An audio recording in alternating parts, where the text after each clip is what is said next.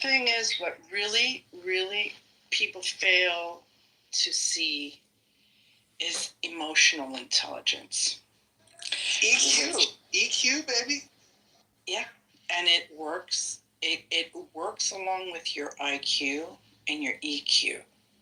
And as someone here had mentioned, you can have a high IQ or a low IQ and still be just as commit heinous crimes or whatever acts. And then that's where the EQ would come in, right? It's how you're raised, it's your upbringing, it's everything. It's your emotional intelligence that will dictate much of your life. So Tammy, with what you're saying, would you agree with my thought on this? Is that if a woman has a low IQ, disregard EQ for a second, but a low IQ, but she's very attractive, she's probably still a catch? It actually depends on the individual that's being entertained by her, because if you meet someone where you see eye to eye, and she's appealing to that individual, then they most probably are made out for each other, right?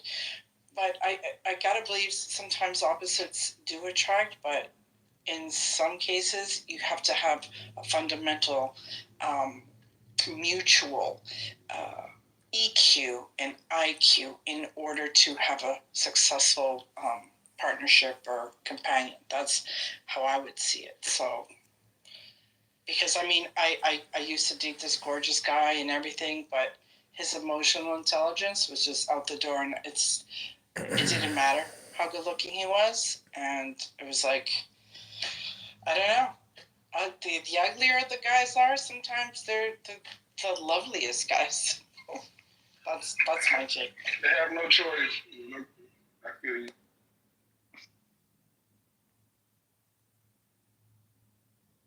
All right, so if we had to guess who has the lowest IQ out of all the people that we've encountered on Clubhouse, who do you guys nominate for lowest IQ?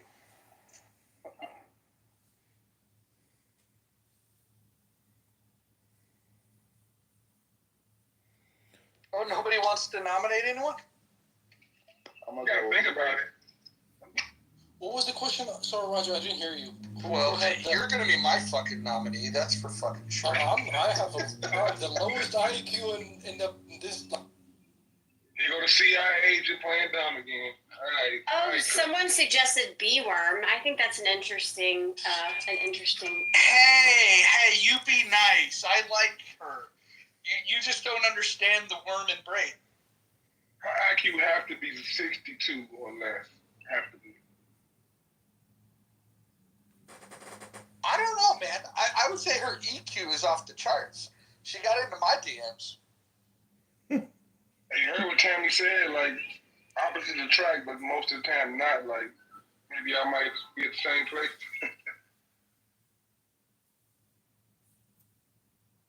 All right, let's be mean. I'm in the mood to be mean. Let's talk about people behind their back. So I'll name someone, and you tell me what you think their IQ is. Just anyone just blurt it out. I truly want to kill Adams. I know exactly where he lives, bro. I know he's so. Oh, you guys don't want to play along? Hey, just for point of reference for everybody, the average IQ in the U.S. is around 100. Just let it go, man. He's a fucking faggot. And I think, isn't like 82 like mentally retarded? I thought it was 80, but 80. Technically 82. The reason, guide, so 82 is often used in this weird pejorative way associated with another country. But if you were to look at it from like a scholastic point of view, it has more to do with the way that it's discussed. Otherwise, has more to do with like dietary restrictions and how it can have like basically immediate impacts on IQ that are not generational, they're not evolved, etc. But no, I think it is. Okay, so I'm gonna say that Jason Dusick, and I will never repeat this in front of him because I don't want to give him an ego. I think his IQ is about 128 to 132, but his EQ is not even measurable. his EQ is at the fucking basement. So I don't know what that really means in terms of like how he's going to function in life, but I do think his IQ is extremely high. When y'all was talking about high IQ people that's socially awkward, honestly, Jason immediately came to my mind. I don't know how smart he is, but he came to my mind. Yeah, no, he's not smart enough to be that in what I was referencing, not anywhere. Hold on a second. I can't hear you. What were you saying? I said, I apologize that you had to hear me say the N-word. Oh, I don't care. I went to college in the South. What? I use that word very, very, very, very. Dude, I'm gonna start looking for my remote. But honestly, there Adams, like, you know, I'm really gonna show up up there. I'm gonna show up at his house in 3 days in California. And that's like 3,000 miles, man. Brent, are you searching for that? That's like $780 worth of gas. Brent, I removed it from my ass. Okay, can you hear me now that I'm out of Rogers Tree? Yes.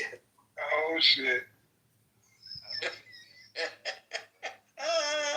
I totally lost what I was going to say. Brent, if you had been up Roger's ass with this phone, we would have been able to hear you in the first place. So, I don't know. I think it was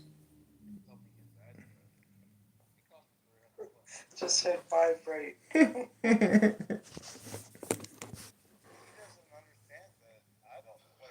are we going to hear what you're going to say here? No, I lost it. I'm in treatment. You were saying? In the minute. I'll remind you. You were saying something about high IQ, something about government jobs. Oh, yeah. So people who are there's a math course. I can't hear you, I've doctor. changed the title of it a few times over the years, but basically, the smartest of the smartest of the smart can take this, and like brilliant brainiac. And the minute people pass it, they are essentially swept into a government job because they're too dangerous to have any other type of job.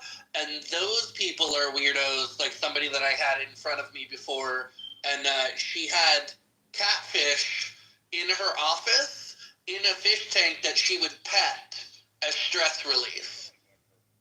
And this bitch was like one of the most brilliant, I don't know what the fuck she did to do with number calculations for missiles, but they kept catfish in her office so she could pet them. That's what I mean by fucking weirdo brilliant, is that this bitch wanted to pet catfish to calm herself down after she had to talk to other people because she had social anxiety. Okay, I can't stand listening to that faggot. What are you saying, doctor? I want to kill all these people. Yeah, well, welcome. No, straight. Dude, I mean, I don't want to have a conversation about this. They're all Palestinians to me. I don't want to have a conversation about this because, you know, if you haven't gone to the gym and done stress release, you know, you're talking from a lethargic position. This morning. I don't get bullshit. What, you didn't think I ran 3 miles on Sunday morning? So prove it. Prove it on that one part. Let me see you do a yoga class on that one part, huh? I had to take one once. It was like 120, 124 and then 125. Listen, you ain't gonna get nobody on the stage to tell you that their fucking IQ is under 120.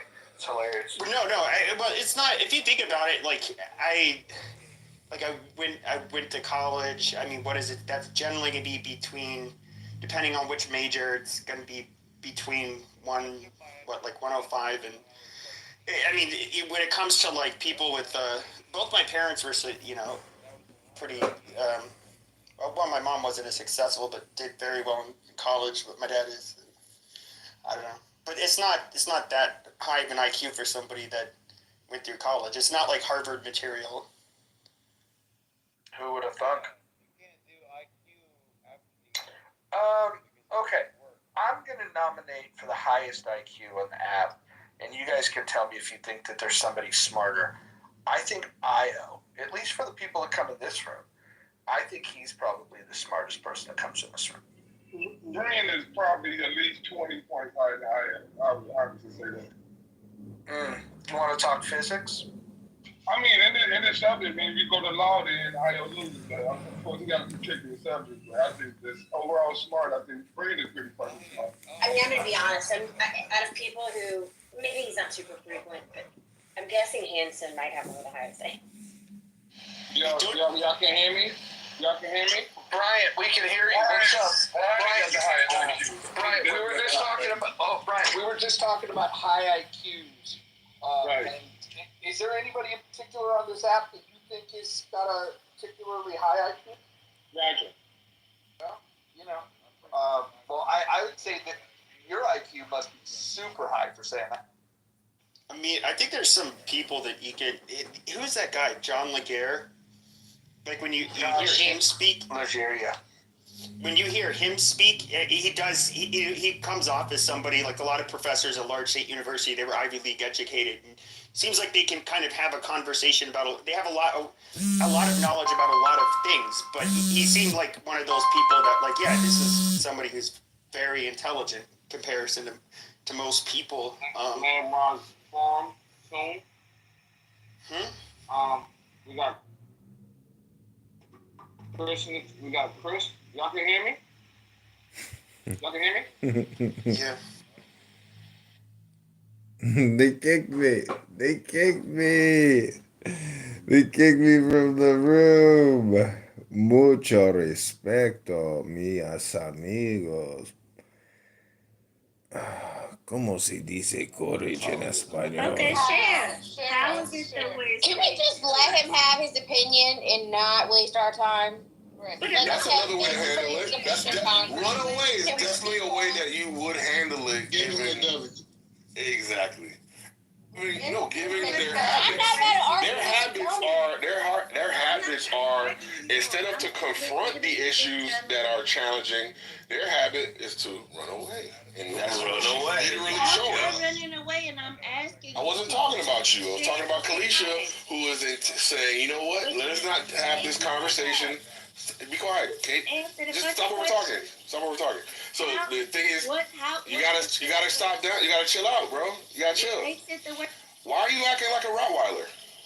Anyway, so why are you acting like a pit bull? Why is he calling you a dog? Why are you acting like a pit bull? This is not. Why are you lockjawing and like trying to exert your dominance? Why are you trying to exert your dominance because you have privilege? Why can't you act like a normal human being and have a normal conversation? Why do you have to be a silverback gorilla? Why do you have to be a silverback gorilla?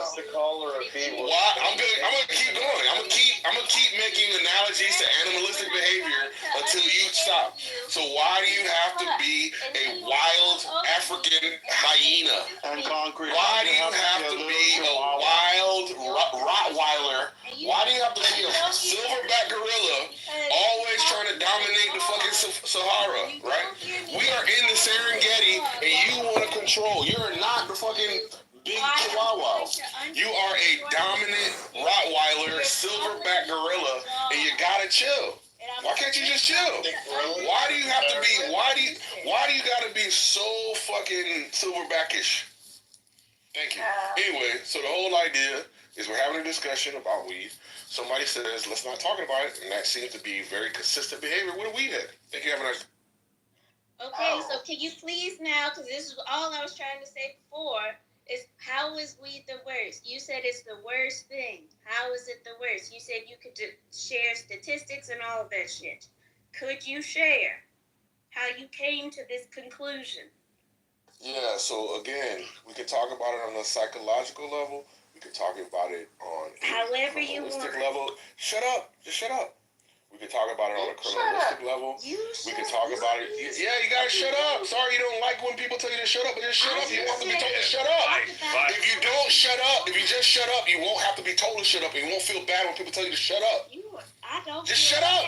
Just shut up. I know I'm hurting your ego. Just shut up. I don't care. Just shut up, you fucking silverback. Look, because you're calling, you're making this situation bad because you're acting like a silverback gorilla. I'm gonna just refrain from talking to you, okay? I'll talk to other non-silverbackish type of people. Is that better? I think so. Thank you. Have a night. That's a way to run from the conversation. I'm running from a silverback. Silverbacks are dangerous. No, you are. Exactly. Silverback will get you in trouble. Sounds like escaping. Oh no, the silverback is running you down. It was exactly what he said about Kalisha. He ran away from it. It's I almost ran away from you. projected. I don't want to be. I don't want to continue I don't your want to. intent and how you move on. Like, so you shared, you told on yourself, but continue. No, Yeah, choosing not to engage with a silverback doesn't mean I ran away from the conversation. What do you think I'm you still are? willing to have the conversation. I'm still willing to have the conversation with a non-silverbackish type of woman. Thank you. What do you think you are, Patrick? I am a Rottweiler. I just got here. Oh, your man's was calling me a dog and all types of crazy. Get the dog. What did I say? Silverback. Pit Oh, yeah, bull. he's been calling You are a lockjaw pit bull. You gotta stop. You gotta chill. Goodness. He also told me to shut up, and he was like, "Well, if you Look at her telling mommy. She's crying to mommy right now. How pathetic. It was all just very weird. Hey, Concrete. Do it again. Concrete. You recognize, hey, Concrete, you recognize this picture that K-Clip's had? Who started that shit? It's from that god-awful movie, right? I'm trying to say I'm I just want y'all to recognize something real quick. Hey, I got a lot of kids in this motherfucker. They hate me and all that shit because I might have been an absent father, but the truth of the matter is, whatever the fuck I do in this bitch, you niggas start following and then start hating later. Anyway, so I think Kate is lovely, albeit her mic is often low. I want you to turn up. No, it's just her voice.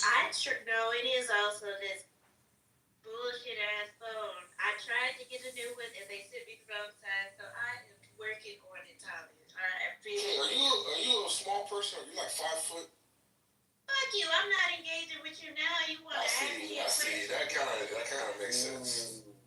How tall are you? Napoleon. I'm 6 feet. Thank you for asking. And how many pounds? How much he weighs? Ask him. Yes, you can.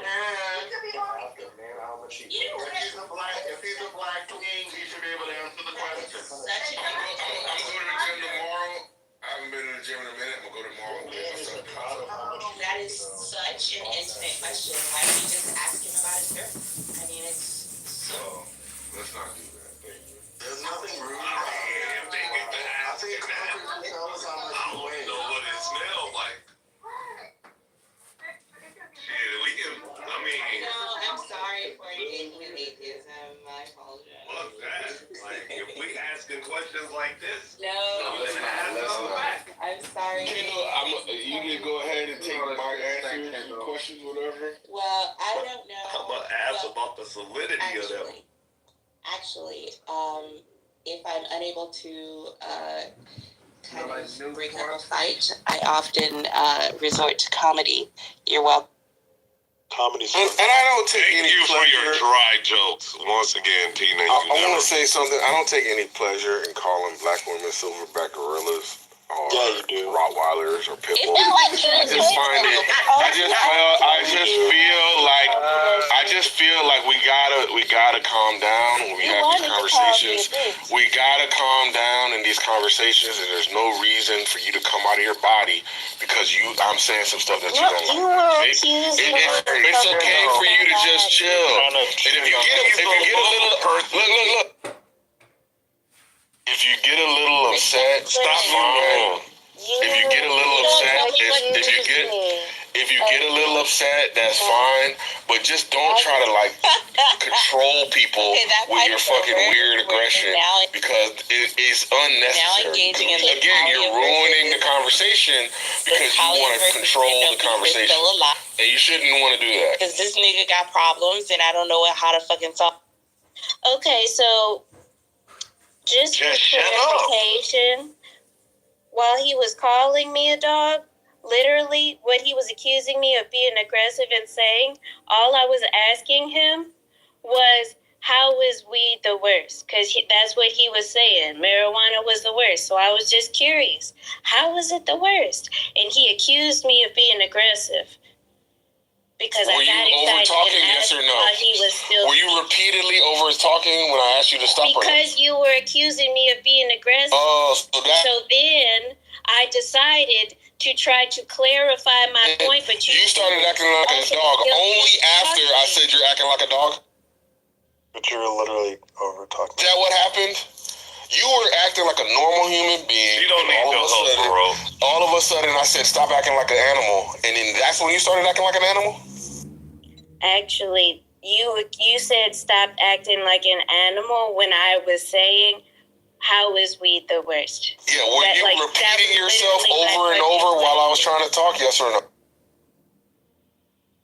I asked a question. Oh, so you And didn't do were anything complaining wrong. about You didn't do Calista anything when I wrong, is that thought it? You were referring to me. So then I got clarification.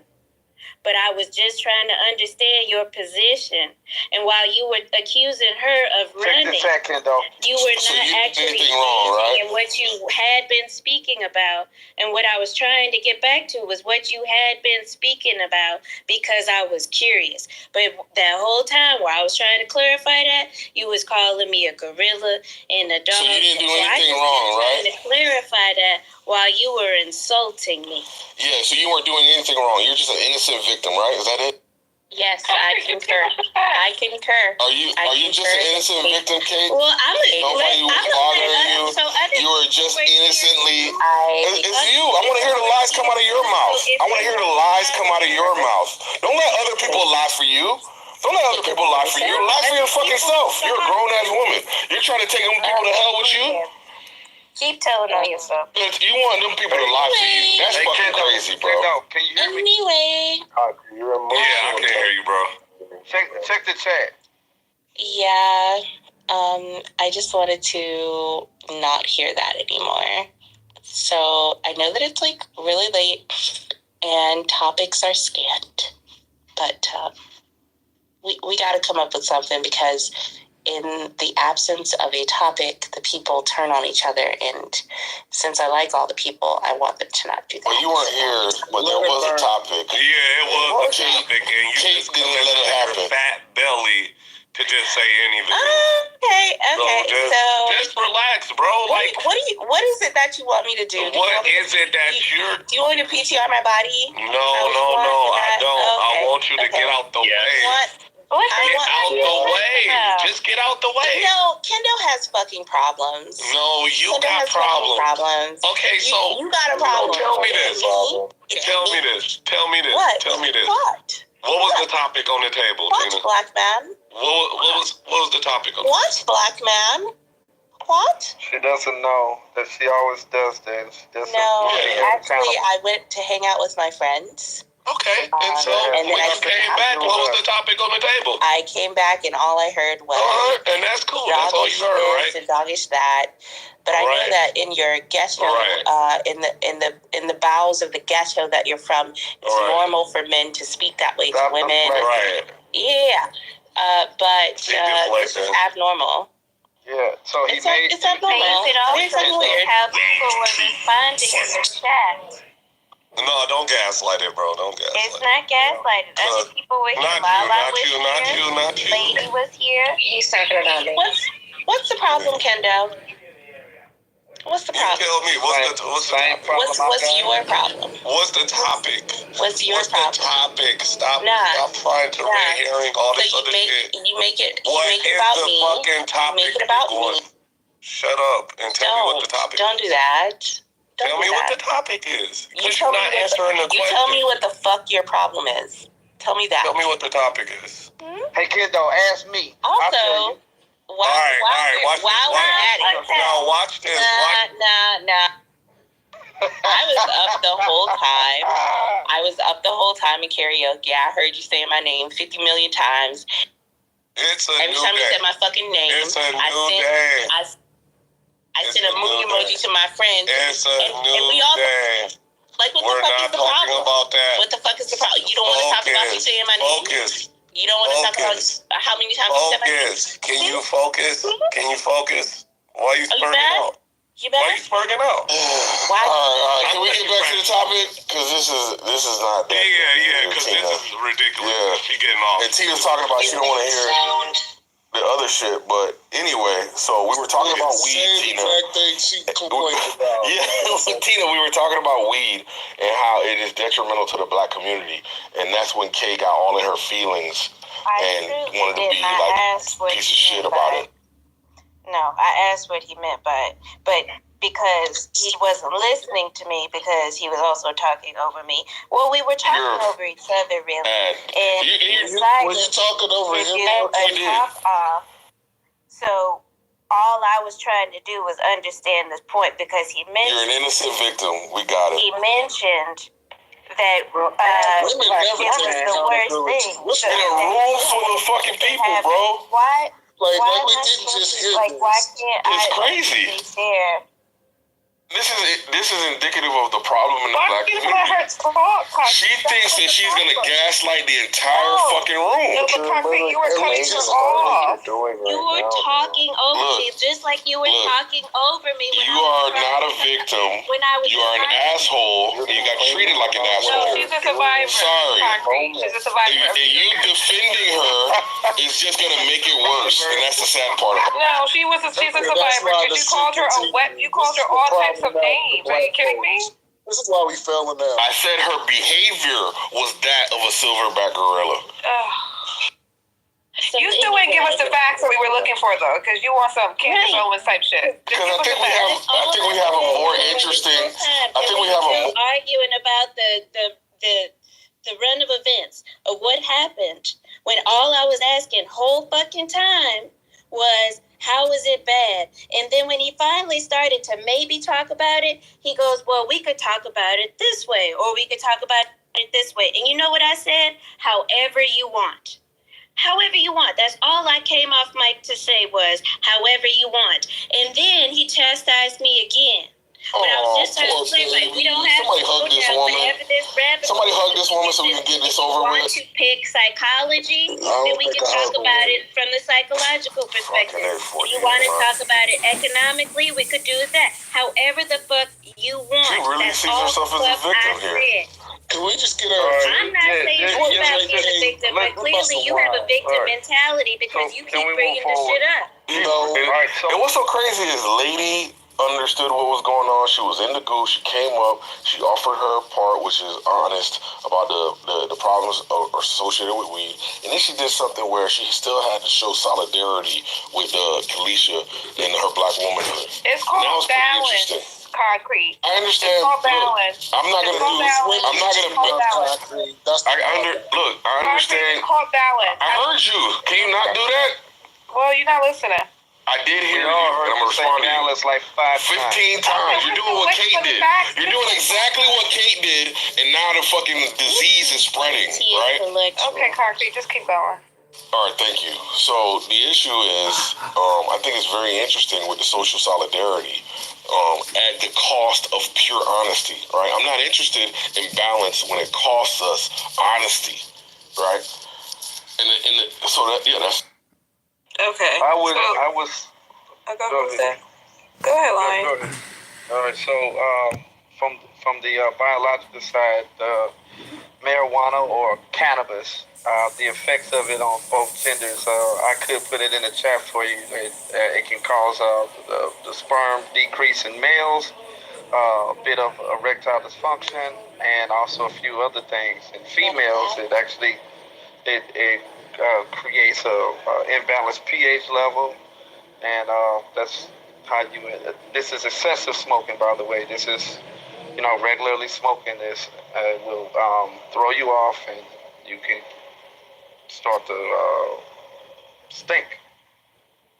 But I mean, if most of the guys that you all are dealing with don't seem to mind anyway. So go right ahead, continue doing what you're doing. Oh, and it also makes you, a little drier than normal. I did not know any of these things, but damn. Where's the facts for that, for one line? And then, didn't Kate say when you abuse it, there's a fact? No one said that when you don't misuse anything that these things will happen, but where are your facts? Well, I'm talking about regularly. He said he posted it, or is about to post it. No, I could post it if you like. That's all. That's all, please, because you're giving her information. Look, ladies, look. You might not like it, but people have been studying marijuana for a long time. It's the adverse effects. And if you think that Lion is making it up, that just means you think that he's operating in bad faith, and there's no reason for us to have a conversation. This is Clubhouse. If you think, all right, that's fine. If it's think that he's operating in bad faith, then there's no need to have a conversation. Because, I mean, he's just making shit up, apparently. But there are people in the audience who want to know the information. So you're going to say those claims, they give it. Agreed, and I think you should proceed under the belief that, number one, you can gather that information yourself. Number two, he's operating in good faith. Number three, we already agreed that it has adverse psychological effects. So you think it doesn't have any? You've already been that, lady. It's in the chat. So you mean you think it doesn't have any adverse? And we already know that smoking.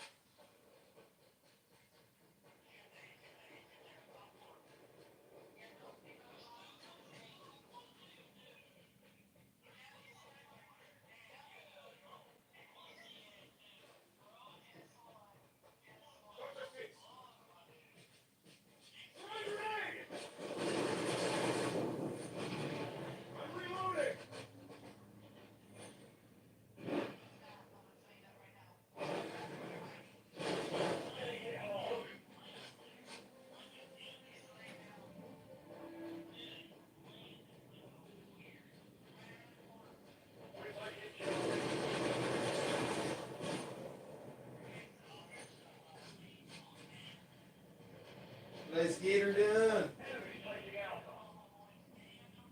Hello? Hello? Hello? Hello? Defeat! What kind of, those are rookie stats. Those are rookie stats. What the fuck, team? Alpha team, what the fuck? Bravo team, what the fuck? Hello? Hello? Hello?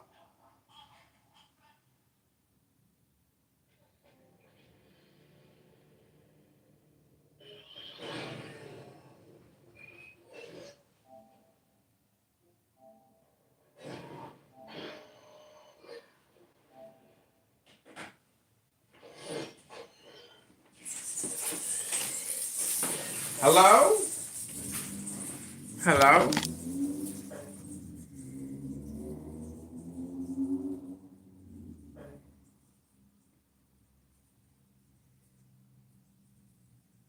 runs the world?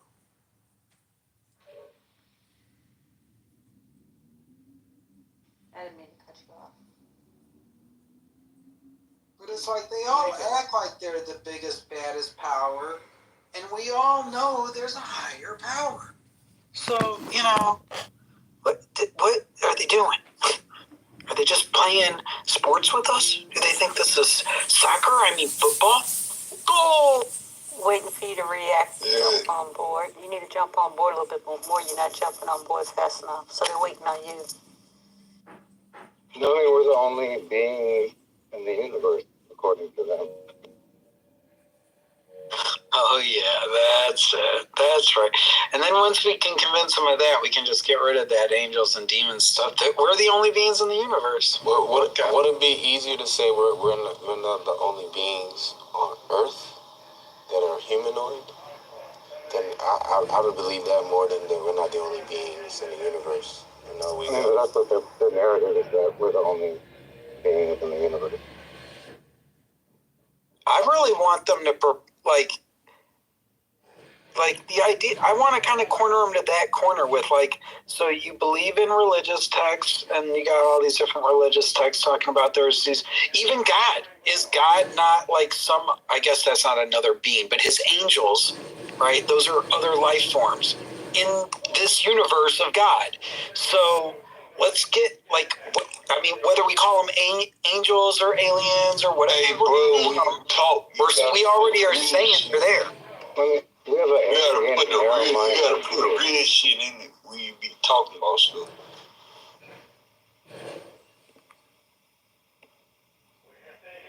What are you asking, Jacob? Can you ask what you're asking? I didn't. Well, it's kind of like these government officials, right? Like, they'll be the first to tell you they're Christian or whatever. You know, I take your pick.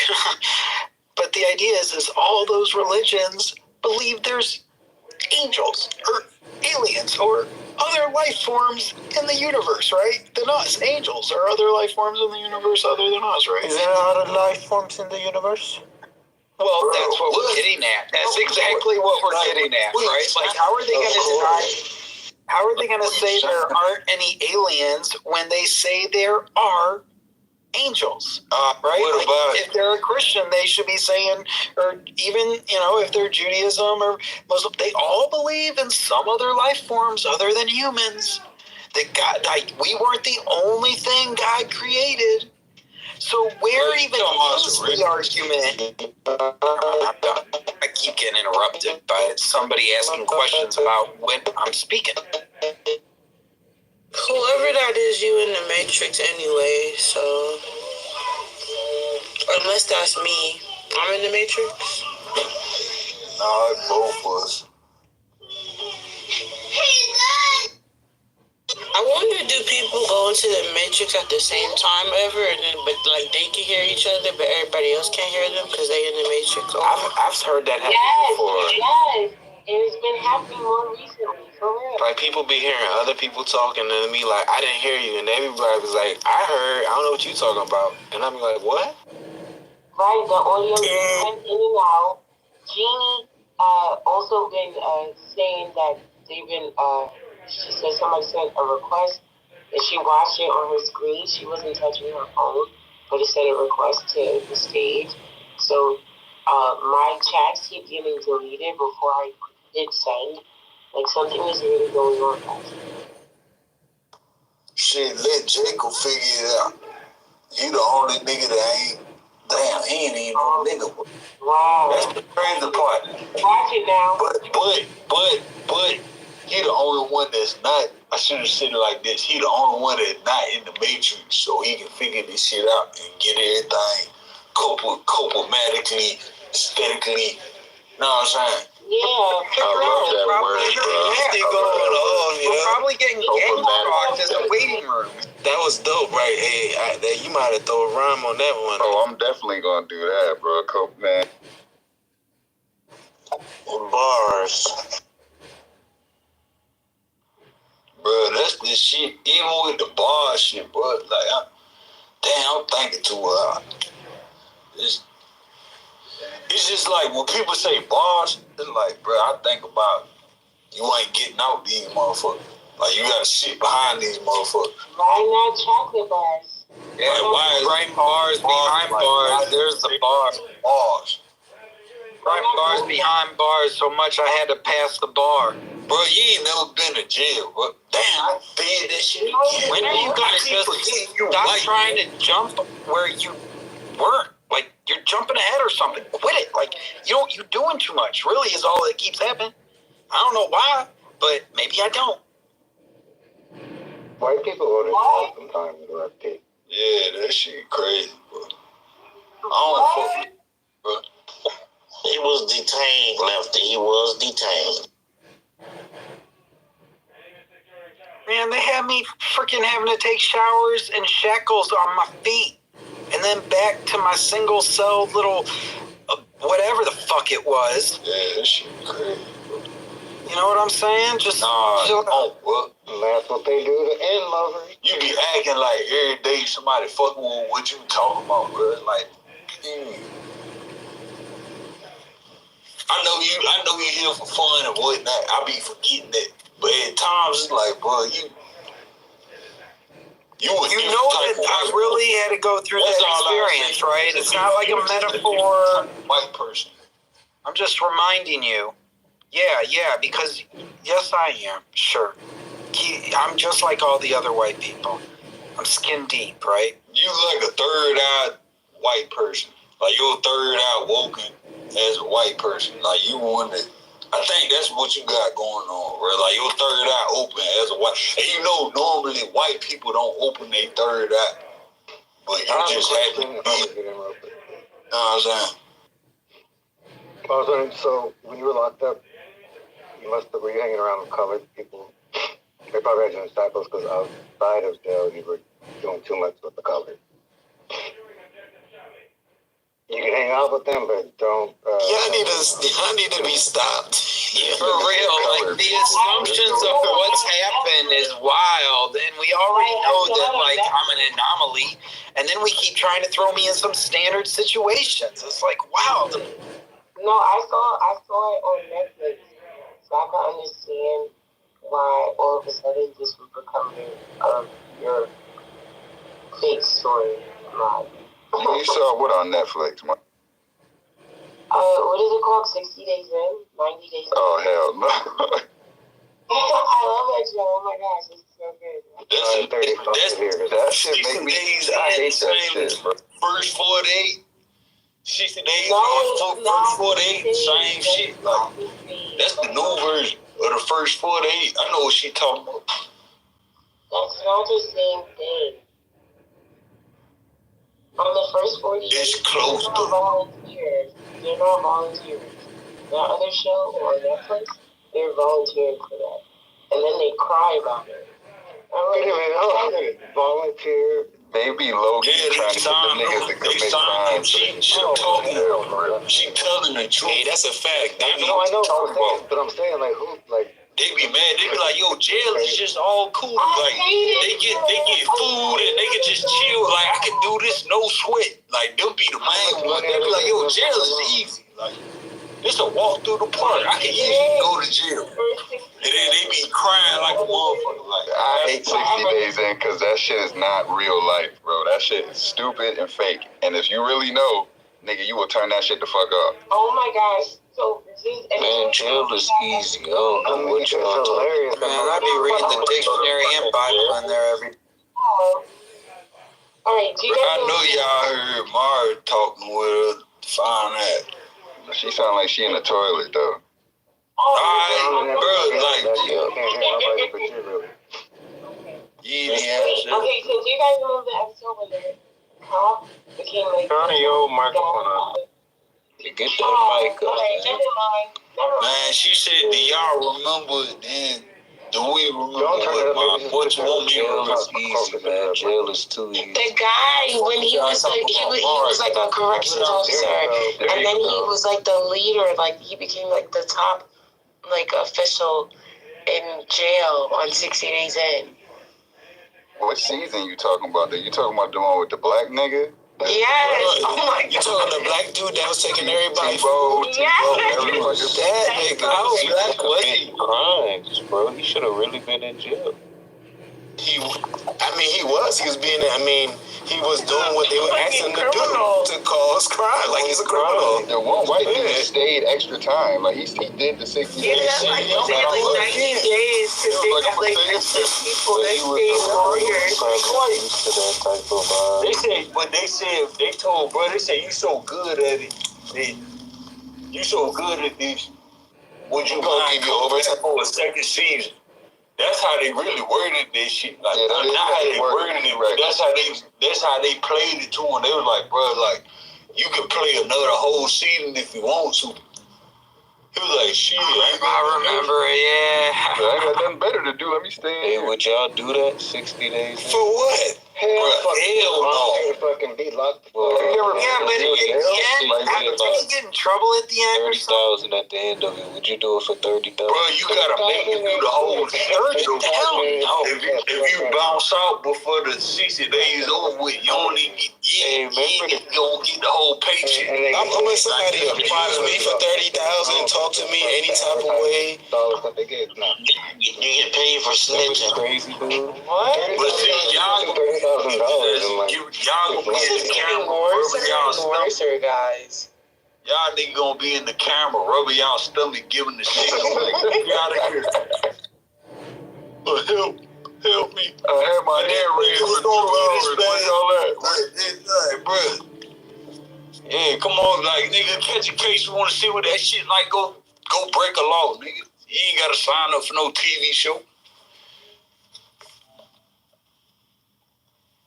That's the thing about it. Like that's the only reason I don't like that show, because it's like they can bounce out whenever they want. It's like, bro, that's not how they go, bro. Once you in there, it's what they do. Once you in there, you ain't no getting out, bro. Like you ain't no okay. I'ma do this. I'ma rub my belly and pat myself on the head because I want to leave now. It's like, nah, nigga, there ain't no 60 days shit, bro.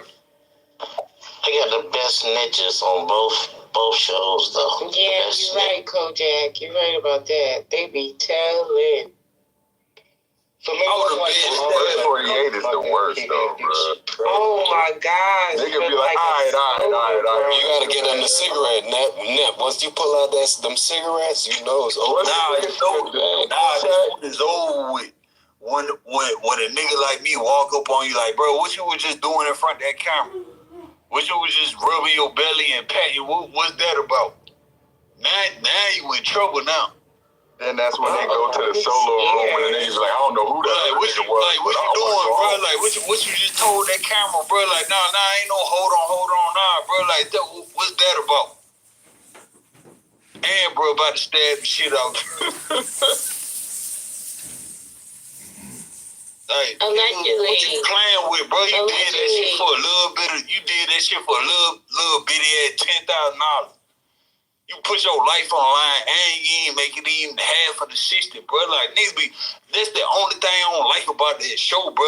When they be like, oh, it's easy to go to jail. Like, they just eat and they can, it was one show. The shit was like, yeah, my husband, he fights for our country. And he has to do all of this just to have a meal. And these people in this institution and all this, they eat for free and they got a place to live and whatnot. But then when she got back behind that bitch, scared than a motherfucker. Like, what you scared for? Like, it's easy, right?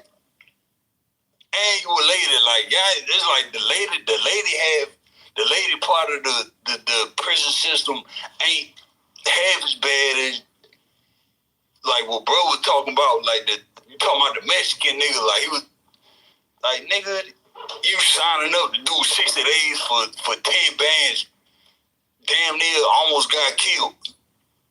Now you in front, it's like, bro, that's, I don't know, bro, people different, bro. Like, to make a show, like, people say, like, I'm going to sign up to go to jail, bro. You different, bro. It'd be fucked up, too, if you end up having an old charge or some shit, and then you on day 59. Niggas like, guess what? You got to stay for another 60, bro, and now you really in jail. Nigga, to stab the shit out you. And they just continue. They come back 60 days later and be like, the cameras is going to go away, though, this time. They like, nah, nigga, hey, what we going to do? We going to hold you for another 60 days.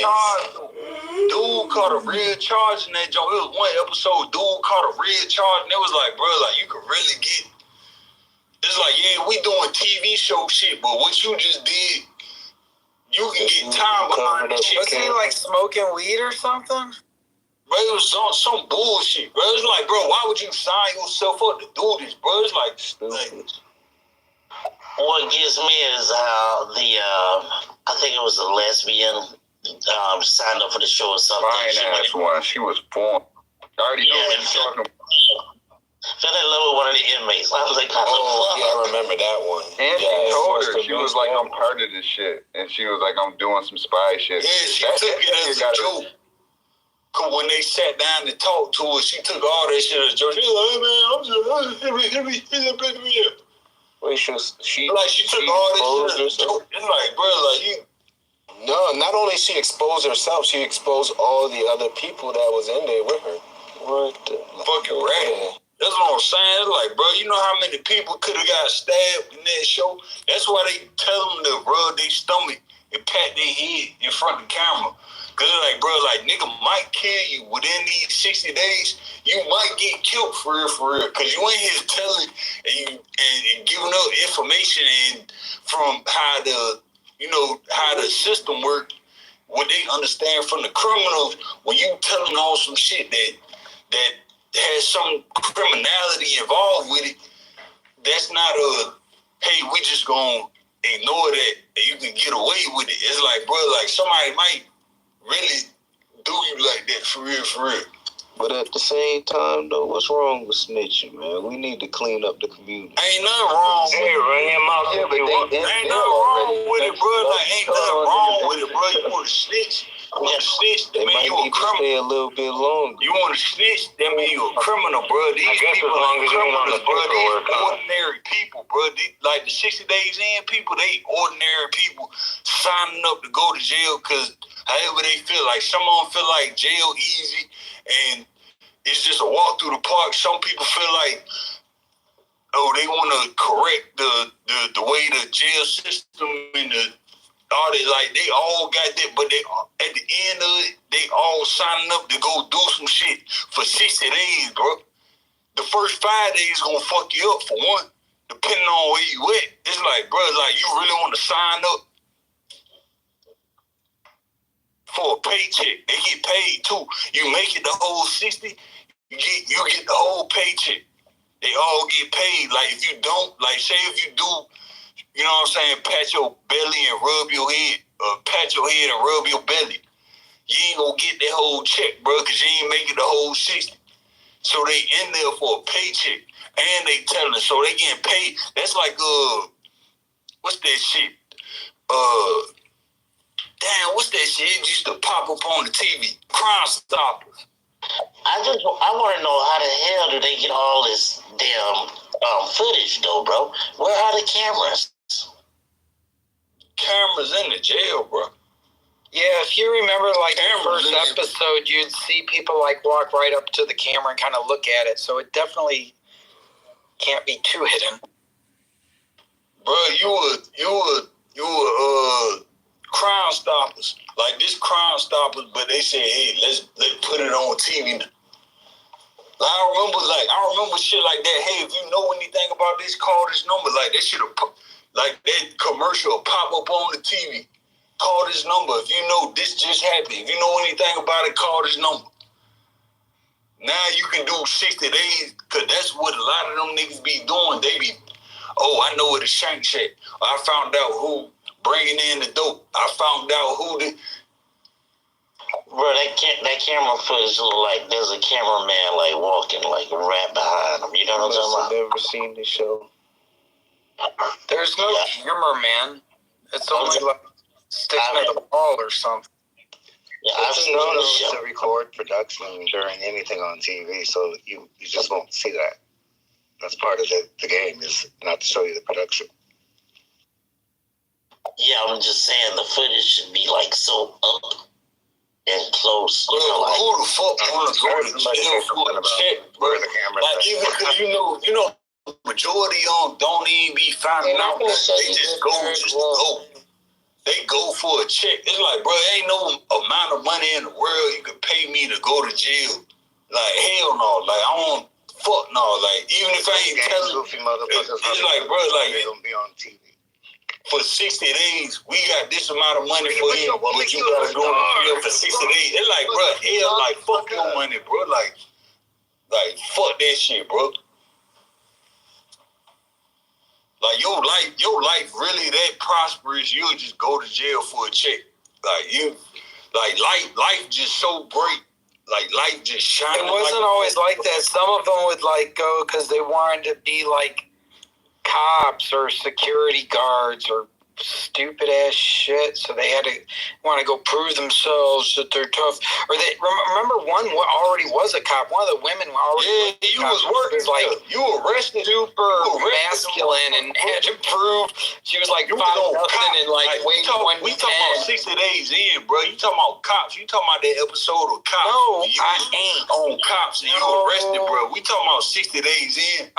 People getting locked up and getting paid. Like you talking about the episode you was on, you got paid a lot, motherfuckers. About listening to yourself, not listening to others. Is why you're talking about. Though.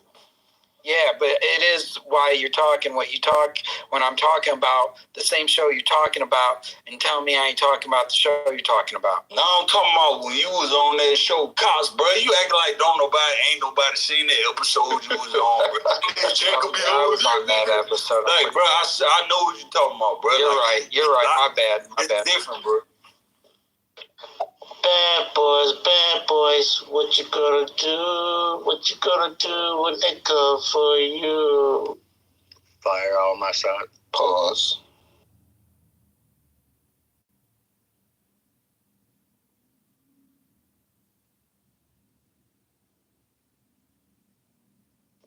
I don't know, maybe mash the gas to the floor, shit.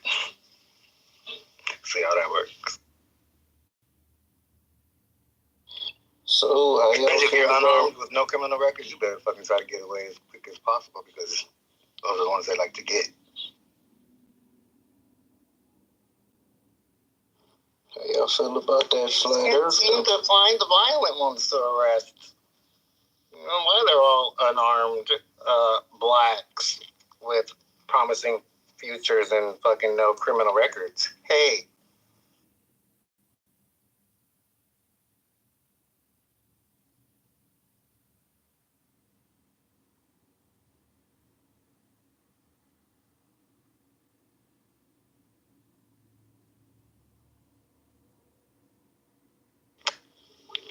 I'm trying to make it home to my family.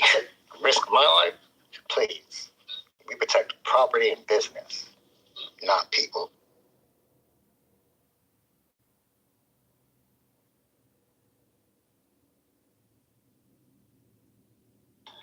Fuck it, I'm just gonna do what Meek Mill's do and move to Africa. Meek Mill moved to Haiti. Who do you think trains their cops? The two that they may have. You haven't heard about it? You know the shit going on with him and Diddy, right? I moved to Africa too. Yeah, he's like, I'm going to get I'm getting property. I don't know if I want to move there though, but I want some land and not in fucking Ghana. When you say No Diddy though, you gotta say it like the Backstreet song, like No Diddy. it's diggity. Like digital, but diggity. Yeah, no shit. So did he divorce the Asian girl? Meek Mills. Nobody knows he got married. Young Jeezy? Yeah. Yeah, Jeezy, that's what you're talking about. Oh, I know they had troubles. I don't know what happened after that. I don't know if they actually got. Bro, but the crazy part is Meek. They do have a child. Meek was cool when he was on YouTube rapping on the block. It's like this. So we on Jeezy now. Jeezy and the Asian girl from Jenny Morning. Yeah. They may be divorced though. I think they are legally divorced. That's very possible. I mean, last I heard that. I want to know what she did, because that nigga said he ain't want her back. He's the one that put that shit for her. She ran on my I heard that she was like trying to disrespect his culture or disrespect. Didn't she make him like wear she like made that nigga sleep in the basement and she used to whip him? I mean, they probably agreed to that shit though. That's normal. She just talked to him. Like the basement instead of the couch if you rich. Part of it was her mom, because she feels though that he should be following their side of the family, some kind of thing. It had to do with the mom being too involved. Oh, she's late to the party.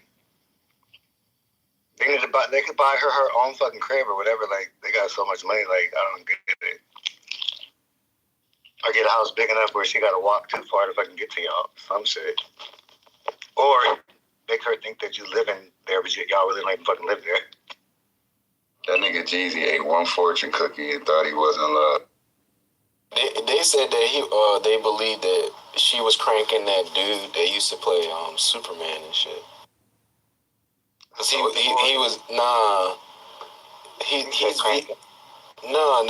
used to play Superman like back in the day, not Smallville Superman, but Superman. Oh, Dean Cain. Yeah, because they're both Vietnamese, and so they was like, oh, she might have been messing with him. I never knew he was Vietnamese. Clark Kent. That's the fucking shit.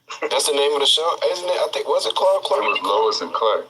Yeah, no, but I mean, we're trying to name the actors, and I'm naming his name. Oh, you named actually Clark Kent.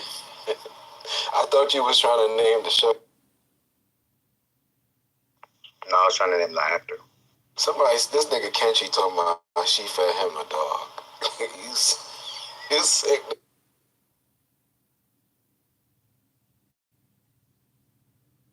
I meant to say righty, not Kenchi, righty. I mean, well, their baby's healthy and all that, right? I think so. I guess the fact that we don't know too much is a good thing, too, for them.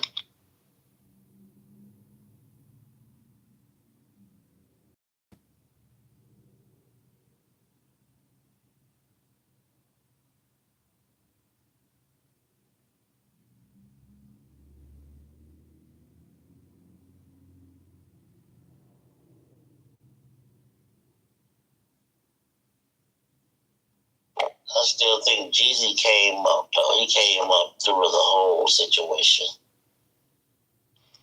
You think her net worth is more than his and he owns publishing and shit? But it's like I fuck with Jeezy and music. Only reason I don't fuck with Jeezy is because he made me kind of want to start trapping harder. That's the only thing, bro. Like, I'm Snowman shirt. 13, 14 Snowman shirt with the guys and Knicks, like this, like bro, he motivated me to trap harder, like. Nigga, trapping ain't dead. I mean, and then is Jeannie gonna marry somebody below her financial status? Or no? Y'all worried about the wrong shit. I don't even think it was that, because she was trying to say like, oh, she didn't want to have a baby, and then they end up having a baby. Shit, that's what she please. She don't want to have a baby. That's what you lock it. Bro, you know how many times I've been locked up, I don't fit in the job. Bro, I'm listening to G's and whipping up. I'm in the spot whipping up, listening to G's, bro. Like he motivated me to make sure this shit lock up the first time and I don't lose nothing on this pot. Like nigga. That nigga fucked my life up, bro, but I still got money out that shit. So it's like a mix. It's like a mixed relationship type shit. Mixed feelings, you know what I'm saying? He did teach niggas about hygiene, though, when he said, I'm gonna hop in the shower, I'm gonna need about a hour. That was like his first verse, right? Like, so niggas knew to take a shower before they start trapping. For an hour, though? You gonna need about an hour before you gotta get real clean, because you about to get real dirty in them streets. Man, Jeezy brought motherfuckers. That's where he got that from. Houston legend, baby. That's where he got that from. Motherfuckers together for years. Jeezy made money during a recession. Y'all got Jeezy fucked. Actually, they say you're not supposed to shower because of your skin biome or something. That's what the powers that shouldn't be, or the palm color people say.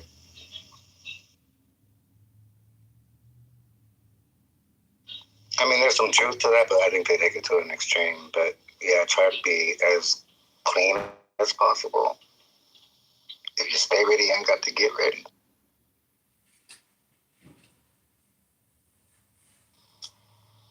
Bro, I guarantee you, if I tell you cook this up, you gonna fuck up the whole bag, bro. I be like, yo, turn this into this, and you gonna lose this shit. In the microwave with my eyes closed. Nigga, but I don't whip up you. Nigga, use the microwave, you already fucked up. I wouldn't even see that shit. You just gonna get it. In the microwave, you already fucking up. You might wear a shaking bait. That's why I paid you to do it. Just bring me my money. Here's a quarter key. Bring back my money in 2 weeks. He said, here go a quarter key, bro. You think don't call me. You think I'm about to come back, bro? I don't know, bro. I mean, you know, because everybody want to be what do you call it, a chemist. When everybody's eating, like it's all good. But now it's like, as far as being a chemist, though, like, what you call that chemistry? Niggas, that's some weird shit. But everybody, for real, these motherfuckers be out here taking the game, yo. But ain't that chemistry?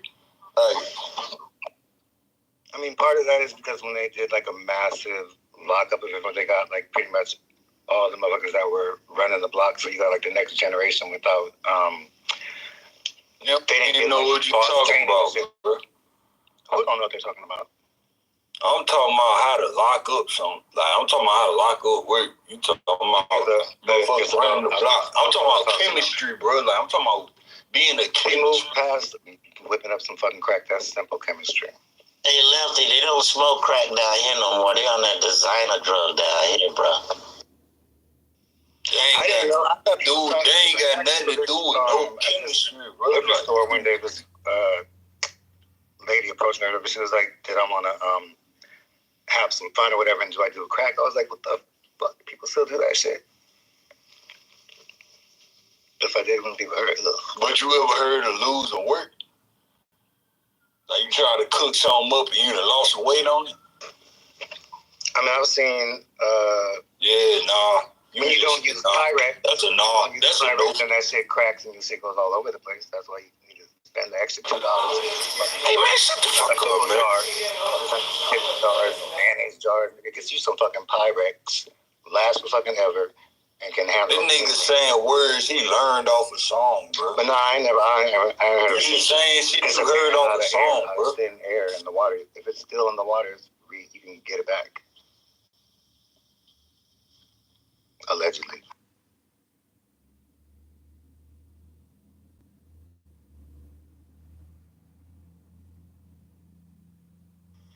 But anyway, so what I was saying is, like there was a time when motherfuckers had training, so you weren't just out there selling whatever the fuck you wanted. If you were one of them hard-headed motherfuckers who were adamant about fucking like me, about being on the fucking corner doing something, thinking you're doing something balling so you can buy some fucking candy, you would only be able to sell weed really, if anything, and then you get trained and like go through basic levels and shit. So that shit's gone. So motherfuckers they're out here like just willy-nilly, most of them. I mean, there are some motherfuckers who got gamed up, whatever, but yeah. And then, like, know what the consequences are for whatever it is. Hey, yo, man, I heard you got them chickens, man. I heard you got them chickens. I need about 2 or 3. No, I got birds. I don't have chickens. Yo, man, all I have to do. But we're opening up a halal spot, though. Being single. He said, when you talking on the phone to hustlers, never run your mouth. Yo. Moving in silence is key. We'll talk on the phone, cut it might stick. Gotta play for the quarter, call it might be.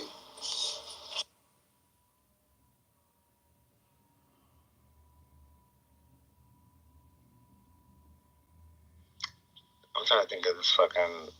You don't even know what a Vic is, bro. That's like. That's a 7 for you guys that unaware, don't have any knowledge of that. That's a Mike Vick 7.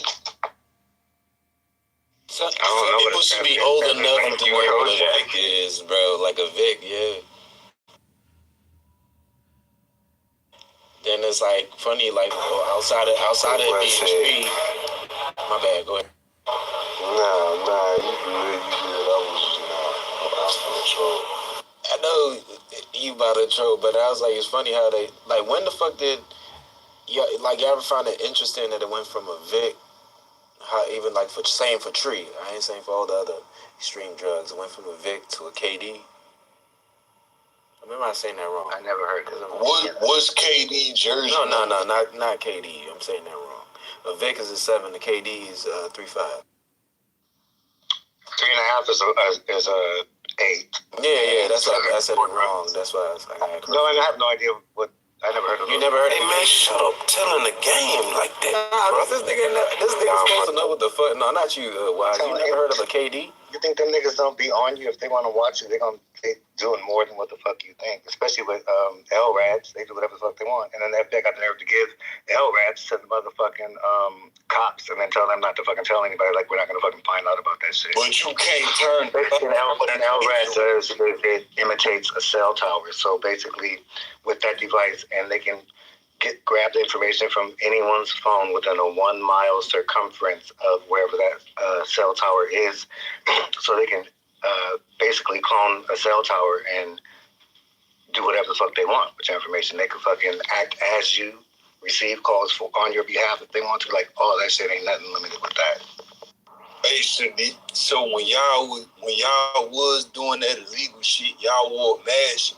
When y'all was locking that shit up. Who said anybody was doing anything illegal? Or used to do anything illegal? Nah, niggas done changed their ways, bro. Like this the old you we talking about.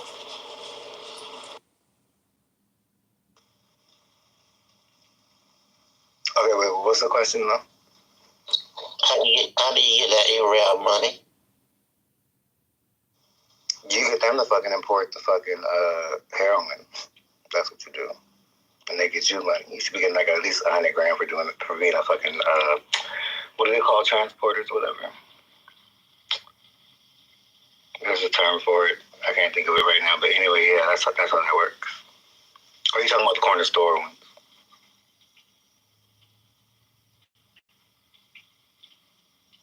That's what I thought.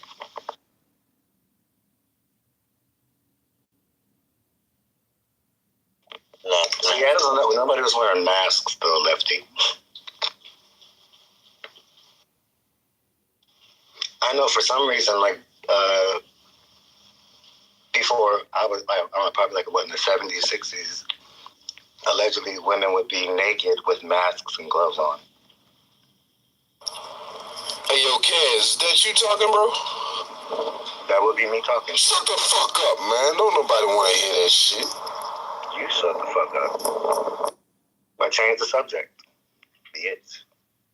That nigga on that New Jack City. Y'all are more than welcome to change the subject. What's your name?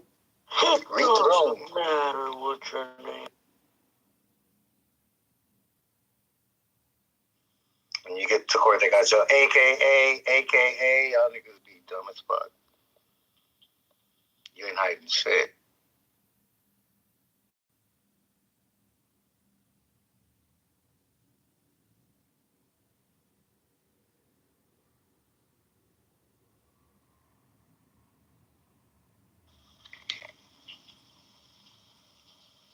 whoever says shut the fuck up, at least like have something to change the subject to or bring up another fucking topic.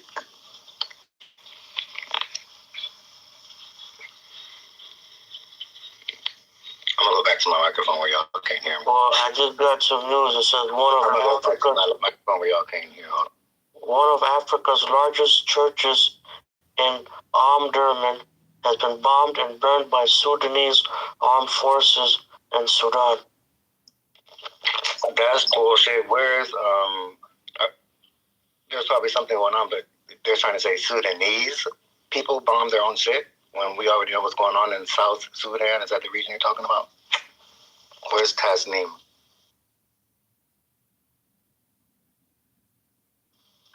Hello, Canada. Are you there? Or you just blurt out fucking headlines from mass media? France raises terror alert to attack emergency, the highest level due to ISIS threat.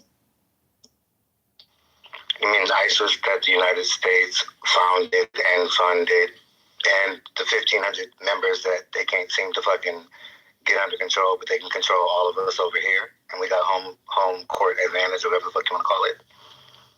That ISIS? Yeah. Moscow court charges 4 men with active terrorism over concert hall attack that killed 137 in Russia. That would be true. Okay, this guy in the chat, Red Room, is saying LeBron is getting a divorce. Now it says who? He says look it up. So I'm gonna Google that right now about LeBron and divorce. And that's more important than what's going on around the planet, because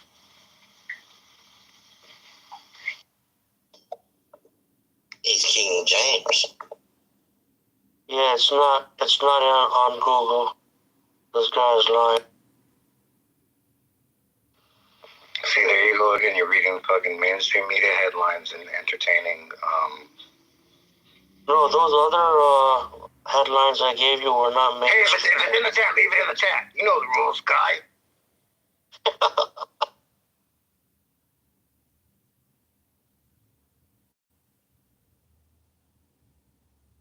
This guy, Red Room. I mean, but I kind of actually didn't mind. You didn't get on stage. Those headlines and me seeing what comes out of my mouth.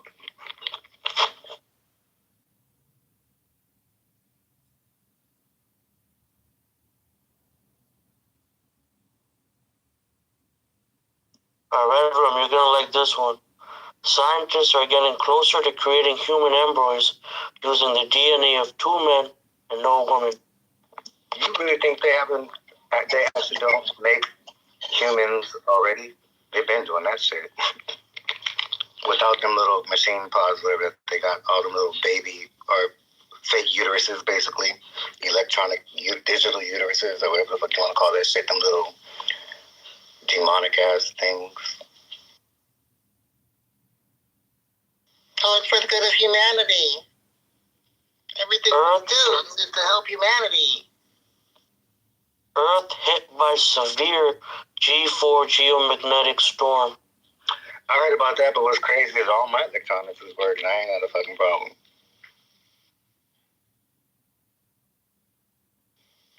I heard from several sources, solar flares and blah, blah, blah, blah, blah, whoopty, whoopty, whoop, and the fucking, whatever the fuck, or y'all should know what the fuck they claim is supposed to happen. None of that shit happened, but solar flare, what they were reporting happens every day, if not fucking like on the hour, at minimum. You're talking about the Simpsons episode 24 theory? That's what you're talking about? I don't know. I don't watch The Simpsons. I'm responding to whatever it is he said with the knowledge that I have, and I don't know the technical terms. But no, I definitely don't reference movies or anything from TV to explain my point purposely. Not just because I don't watch the shit. You're trying to say with your intelligence is greater than others, that you can use other examples? No, I'm just saying motherfuckers are lazy and people use too many movies as examples of shit, and that's all collective manifestation, and they're able to have basically calamity on repeat. I can't prove it. But at the same time, all these movies are written from books that actually exist and like history that actually exists. So we're kind of just repeating history in different like roles and shit. Not necessarily a waste of time, but I see what you mean.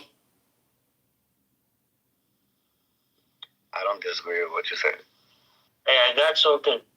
From The Simpsons for 2024, genuinely eerie. This one is absolutely disturbing. In season 24, episode 9, Homer Simpson is preparing a bunker fully stocked with provisions for his family, anticipating something dreadful on the horizon. Shortly after, a solar superstorm strikes Springfield, a silent, invisible tempest sweeping through the town, causing severe consequences. This catastrophic event leads to a complete shutdown. No internet, no electricity, everything comes to a standstill. A solar superstorm could wipe out the internet for weeks or even months or even forever. The portrayal of a solar superstorm in the episode aligns with the potential real-world impact such an event could have. Interestingly, NASA has recently made a shocking discovery, a massive hole in the sun called the Coronal Hole. This hole, large enough to engulf 60 Earth-sized planets, is currently releasing solar storms at a staggering speed of 1.8 million miles per hour. The latest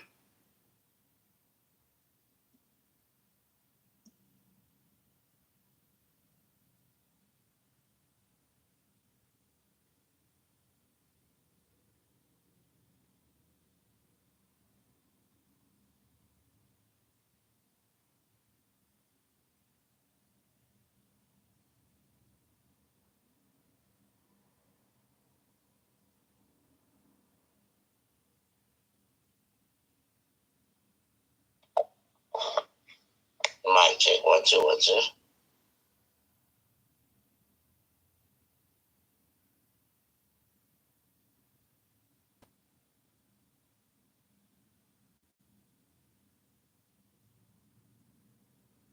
Yes, speaking of ISIS.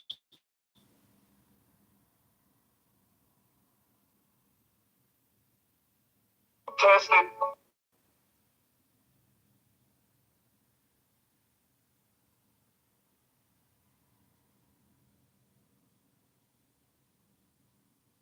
20 million Muslims who protested and demonstrated against ISIS and were making clear that ISIS has nothing to do with genuine Islam. We created that, and again I say that's not an accident. The creation of ISIS is not an accident. We know that Al-Qaeda is the CIA database. That was not an accident. These are the Frankensteins that Western intelligence agencies and Mossad create in order to justify our policies in the region, which are basically to destroy that entire region, to balkanize that region so that ultimately Israel can expand. And the American government is bought and paid for by Israel. And it couldn't be more obvious. Netanyahu's 3 visits to the U.S. Congress, where these sycophants, traitors in the U.S. Congress, sit there and give him 29 standing ovations, tells him everything about who owns the U.S. Congress, which is nothing but a den of traitors.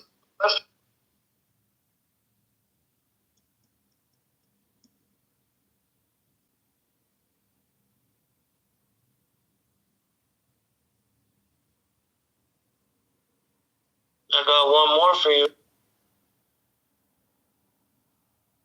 Party, they're all full of crap. You don't know what the Illuminati is. If you're Republican or you're Democrat, you're wrong. Why? It's this easy. It's called divide and conquer. That's why there's 2 parties and only 2. And they're controlled by the same people at the very top, belong to the Council on Foreign Relations, the Bilderberger Group, they also belong to the Trilateral Commission, and you people don't even know what the hell that is. But if you did know, you would know that these are the people that control your world by making global policies that you never vote on, and by which parties both serve and belong to these organizations and control your world. Now, here's how it works. Really, divide and conquer can only work if the people that are divided are not aware of the falsely created division. If you're not aware of it, then it works. If you know about it, then it don't work no more.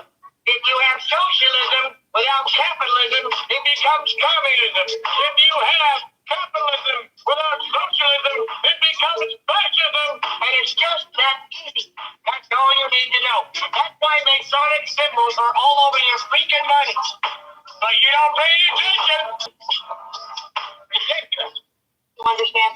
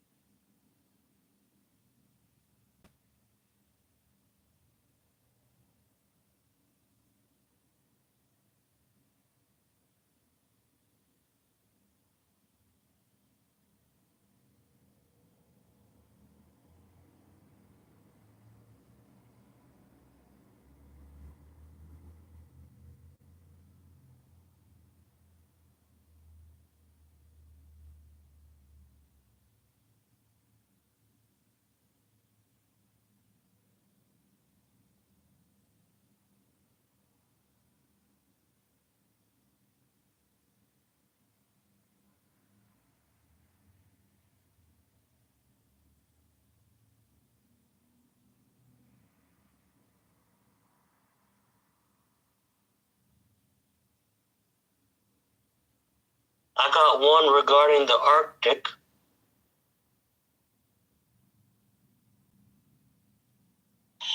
I'd say the Arctic is already in play. Russia is revitalizing Soviet-era bases and building new ones along their northern coast. Russian subs, Russian aircraft flying along our air defense identification zone. Also, China. China considers themselves a near Arctic state, and they're an observer of the Arctic Council. China is conducting military operations under the guise of research. They want to create a polar Silk Road. Let's talk about the timeline. So scientists are saying that the Arctic will have ice-free summers by the 2030s. Ice-free summers means that the routes in those areas, like the Trans-Polar Sea Route, the Northwest Passage, and the Northern Sea Route, will all be more accessible. So I'd say the Arctic.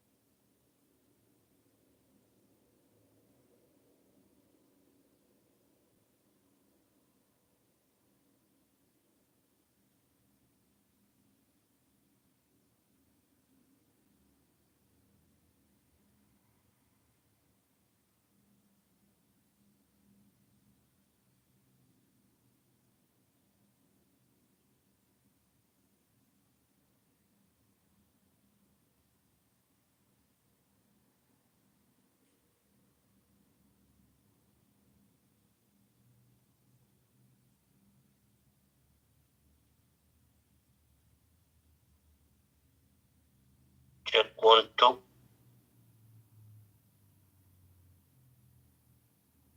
Right. I thought I was tripping.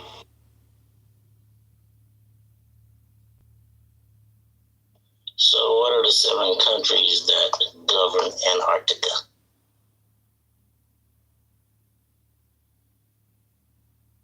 I don't know. What are they?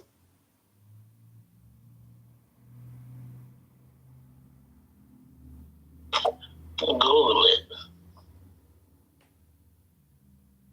Can you tell us the answer so we don't have to all do the homework assignment separately?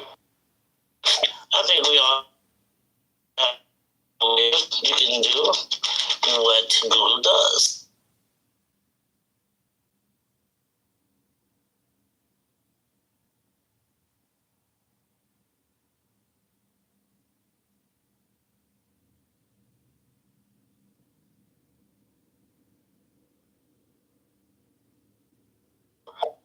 And that would be Antarctica Treaty if you're just having to need that information.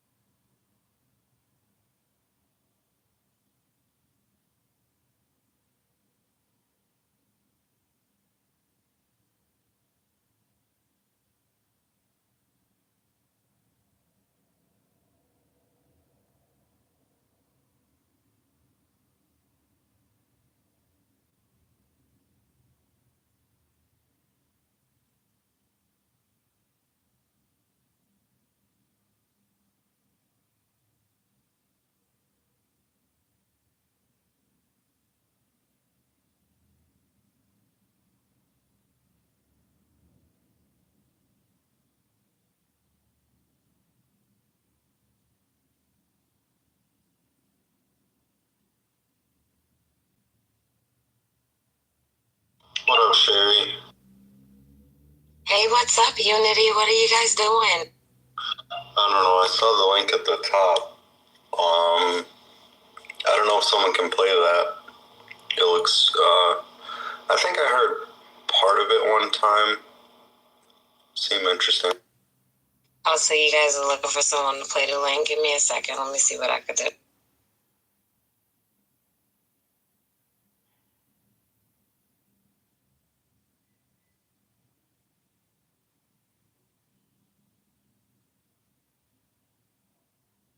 And then, yeah, other than Candace Owens and the Moscow shooting, I don't know if any other breaking news, if anyone knows any.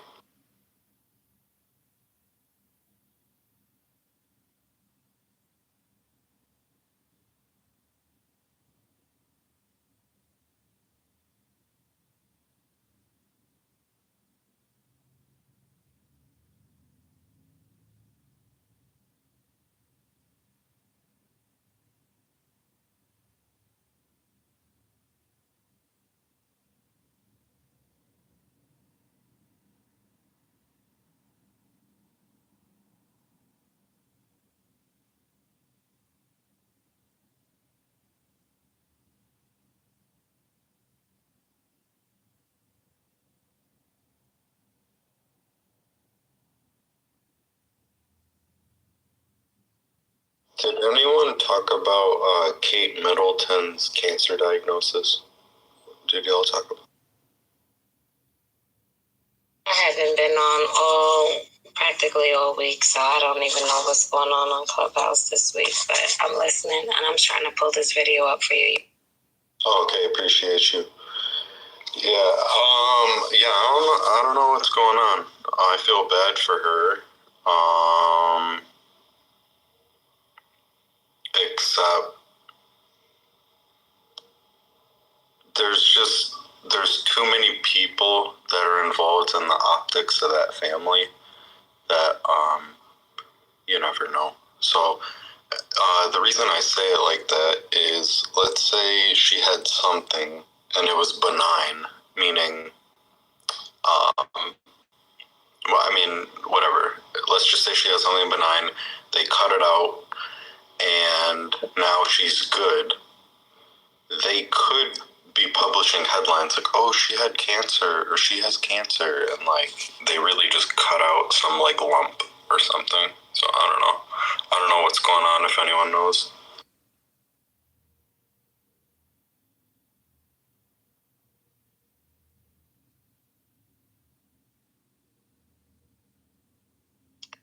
she had a video, and where she was talking about her cancer, but under the comments, people are like, "That's not her. This is AI generated. Where's Prince William?"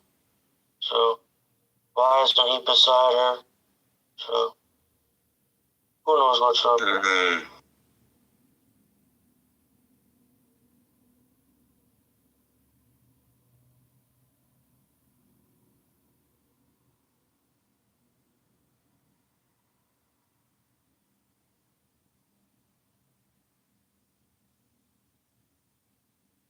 That's sad though.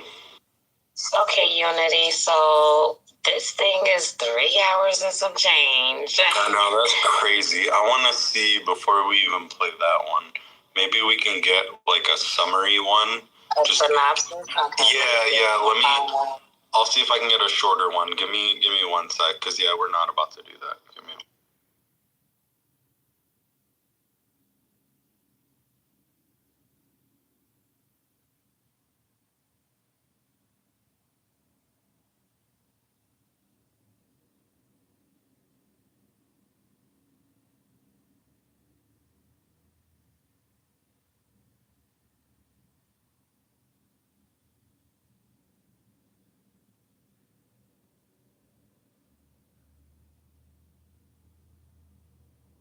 I don't know. Yeah, I can't find a shorter one. What should we do? Should we watch the first couple of minutes or the last couple of minutes?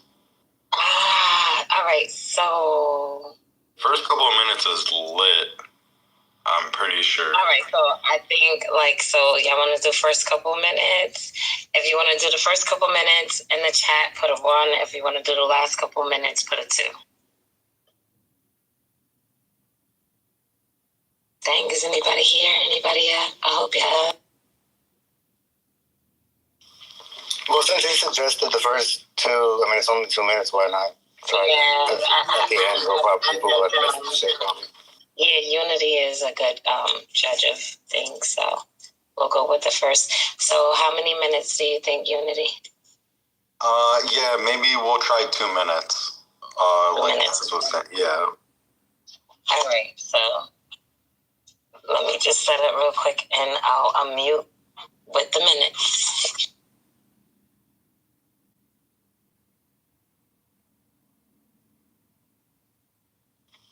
Okay, so what are you guys about to play? Unit. Oh, what's up? What is it? I was saying, what are you guys playing? I just kind of came in. Oh, she's playing the video at the top. Oh, okay.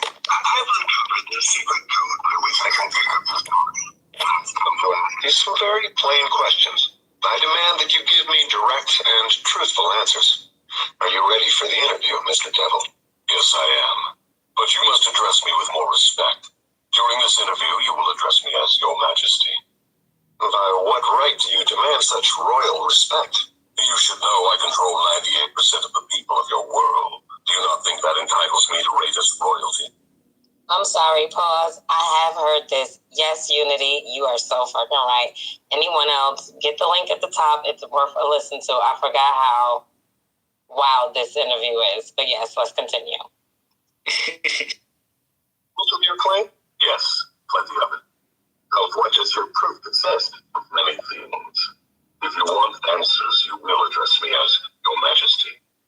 Some things you will understand, some you will not. In order that you may get my viewpoint, I shall describe myself and correct the false notions people have of me and my place of abode. That is a fine idea, Your Majesty. Start by telling me where you live, then describe your physical appearance. My physical appearance? Why, my dear Mr. Earthbound, I have no physical body. I would be handicapped by such an encumbrance as those in which you Earthbound creatures live.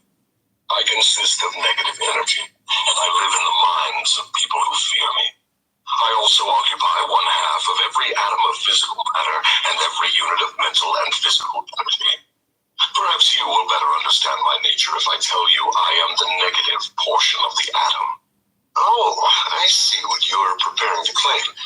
You were laying the foundation to say that if it were not for you, there would be no world, no stars, no electrons, no atoms, no human beings, nothing. Is that correct? True. Absolutely true. Well, if you only occupy one half of energy and matter, who occupies the other half? The other half is occupied by my opposition. Opposition? What do you mean? The opposition is what you earthbound call God. So you have the universe divided up with God. Is that your claim? Not my claim, but the actual fact. Before this interview is finished, you will understand why my claim is true. You will also understand why it has to be true. Or there could be no world such as yours, no earthbound creatures such as you. I am no beast with a forked tongue and a spiked tail. But you do control the minds of 98 out of every 100 people. You said so yourself. Who causes all the misery in this 98% devil-controlled world if you do not? I have not said that I do not cause all the misery of the world. On the other hand, I boast of it. It is my business to represent the negative side of everything, including the thoughts of you earthbound people. How else could I control people? My opposition controls positive thought. I control negative thought. How do you gain control of the minds of people? Oh, that is easy. I merely move in and occupy the unused space of the human brain. I sow the seeds of negative thought in the minds of people so I can occupy and control the space. You must have many tricks and devices by which you gain and hold control of the human mind. To be sure, I employ tricks and devices to control human thought. My devices are clever ones, too. Go ahead and describe your clever tricks, Your Majesty. One of my cleverest devices for mind control is fear. I plant the seed of fear in the minds of people, and as these seeds germinate and grow, through use, I control the space they occupy. The 6 most effective fears are the fear of poverty, criticism, ill health, loss of love, old age, and death. Which of these 6 fears serves you most often, Your Majesty? The first and the last, poverty and death. At one time or another during life, I tighten my grip on all people through one or both of these. I plant these fears in the minds of people so deftly that they believe them to be their own creation. I accomplish this end by making people believe I am standing just beyond the entrance gate of the next life, waiting to claim them after death. Of course, I cannot punish anyone, except in that person's own mind, through some form of fear. But fear of the thing which does not exist is just as useful to me as fear of that which does exist. All forms of fear extend the space I occupy in the human mind. Look at that. We're at minute 4:44. Hello. Do you guys want to talk about what you heard? Or do you want to keep going? Because if y'all want to keep going, I just got to change locations real quick. I was going to say, when he uses the term earthbound, he's not referring to like a travel itinerary or destination. For those who Ebonics is your first language. Go more. Don't just leave us hanging there. Some people need to. I got stuck there. Because it just went right over my head like earthbound thinking. And I was like, ain't nobody on their way to Earth, or are we on our way to Earth?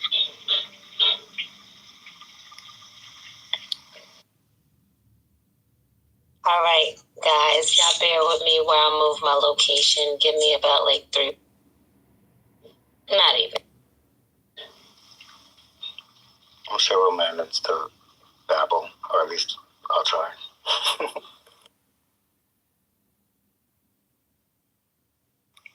I don't know, maybe if anyone has comments from earlier or whatever, some things that stood out that would be maybe interesting. Because I missed most of it.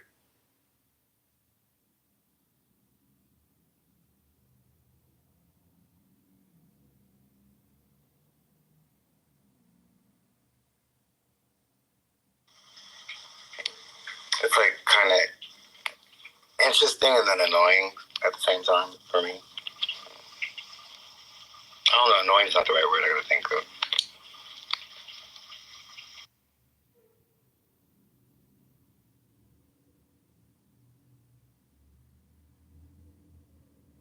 Nah, like that, like everything he was saying, starting with like the quantum and like how it has to balance everything. Like this, I'm not even kidding. Like it's fucking lit.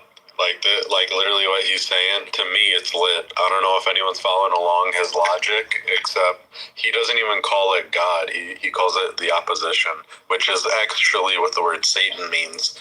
The word Satan means opposition. So when he refers to God, he calls him opposition. Go ahead, Sherry. Hold on, I'm almost there. Yeah, I think it's interesting. I don't know how to describe how I feel, or how it makes me feel. But no, I get like the whole reference and stuff too.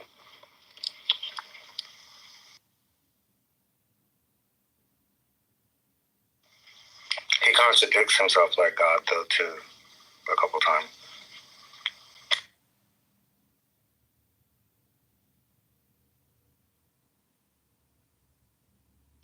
Or should I say the Bible? I'm not sure.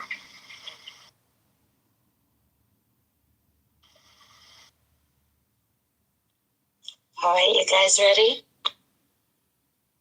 Yes, sir. Ready. Will you explain how you gained this control over human beings? The story is too long to be told in a few words. It began over 1 million years ago when the first man began to think. Up to that time, I had control over all mankind, but enemies of mine discovered the power of positive thought, placed it in the minds of men, and then began a battle on my part to remain in control. So far, I have done quite well by myself, having lost only 2% of the people to the opposition. I take it from your answer that men who think are your enemies. Is that right? It is not right, but it is correct. But tell me something more about the world in which you live. I live wherever I choose. Time and space do not exist for me. I am a force best described to you as energy. My favorite physical dwelling place, as I have told you, is in the minds of the earthbound. I control a part of the brain space of every human being. The amount of space I occupy in each individual's mind depends upon how little and what sort of thinking that person does. As I have told you, I cannot entirely control any person who thinks. You speak of your opposition. Just what do you mean by that? My opponent controls all the positive forces of the world, such as love, faith, hope, and optimism. My opponent also controls the positive factors of all natural law throughout the universe, the forces which keep the Earth and the planets and all the stars balanced in their courses. But these forces are meek in comparison with those which operate in the human mind under my control. You see, I do not seek to control stars and planets. I prefer the control of human minds. Where did you acquire your power? And by what means do you add to it? I add to my power by appropriating the mind power of the earthbound as they come through the gates at the time of death. 98 out of every 100 who come back to my plane from the earth plane are taken over by me, and their mind power is added to my being. I get all who come over with any form of fear. You see, I am constantly at work, preparing the minds of people before death, so I can appropriate them when they come back to my plane. Will you tell me how you go about your job of preparing human minds so you can control them? I have countless ways of gaining control of human minds while they are still on the earth plane. My greatest weapon is poverty. I deliberately discourage people from accumulating material wealth because poverty discourages men from thinking and makes them easy prey for me. My next best friend is ill health. An unhealthy body discourages thinking. Then I have countless thousands of workers on Earth who aid me in gaining control of human minds. I have these agents placed in every calling. They represent every race and creed, every religion. Who are your greatest enemies on Earth, Your Majesty? All who inspire people to think and act on their own initiative are my enemies. Such men as Socrates, Confucius, Voltaire, Emerson, Thomas Paine, and Abraham Lincoln. And you are not doing me any good either. Is it true that you use men who have great wealth? As I have already told you, poverty is always my friend because it discourages independence of thought and encourages fear in the minds of men. Some wealthy men serve my cause, while others do me great damage, depending on how the wealth is used. The great Rockefeller fortune, for example, is one of my worst enemies. That is interesting, Your Majesty. Will you tell me why you fear the Rockefeller fortune more than others? The Rockefeller money is being used to isolate and conquer diseases of the physical body in all parts of the world. Disease has always been one of my most effective weapons. The fear of ill health is second only to the fear of poverty. The Rockefeller money is uncovering new secrets of nature in 100 different directions, all of which are designed to help men take and keep possession of their own minds. It is encouraging new and better methods of feeding, clothing, and housing people. It is wiping out the slums in the large cities, the places where my favorite allies are found. It is financing campaigns for better government and helping to wipe out dishonesty in politics. It is helping to set higher standards in business practice and encouraging businessmen to conduct business by the golden rule. And that is not doing my cause any good. Well, what about these boys and girls who are said to be on the road to hell? Are you in control of them? Well, I can answer that question only with yes and no. I have corrupted the minds of the young by teaching them to drink and smoke, but they have me baffled through their tendency to think for themselves. You say you have corrupted the minds of the young people with liquor and cigarettes. I can understand how liquor might destroy the power of independent thought, but do not see what cigarettes have to do with helping your cause. You may not know it, but cigarettes break down the power of persistence. They destroy the power of endurance. They destroy the ability to concentrate. They deaden and undermine the imaginative faculty and help in other ways to keep people from using their minds most effectively. Do you know I have millions of people, young and old of both sexes, who smoke 2 packages of cigarettes a day? That means I have millions of people who are gradually destroying their power of resistance. One day I shall add to their habit of cigarette smoking other thought-destroying habits until I shall have gained control of their minds. Habits come in pairs, triplets, and quadruplets. Any habit which weakens one's willpower invites a flock of its relatives to move in and take possession of the mind. The cigarette habit not only lowers the power of resistance and discourages persistence, but it invites looseness in other human relationships. I never thought that cigarettes were a tool of destruction, Your Majesty, but your explanation throws a different light on the subject. How many converts to the habit do you now claim? I am proud of my record. Millions are now victims, and the number is increasing daily. Soon I shall have most of the world indulging in the habit. In thousands of families, I now have followers of the habit, including every member of the family. Very young boys and girls are beginning to take up the habit.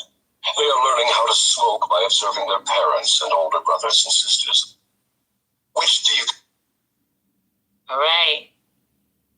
Why is it that when I pause between questions, they give angel numbers? Because this is right in between the next question. It's 11:11. You guys want to discuss it? I love it. I think,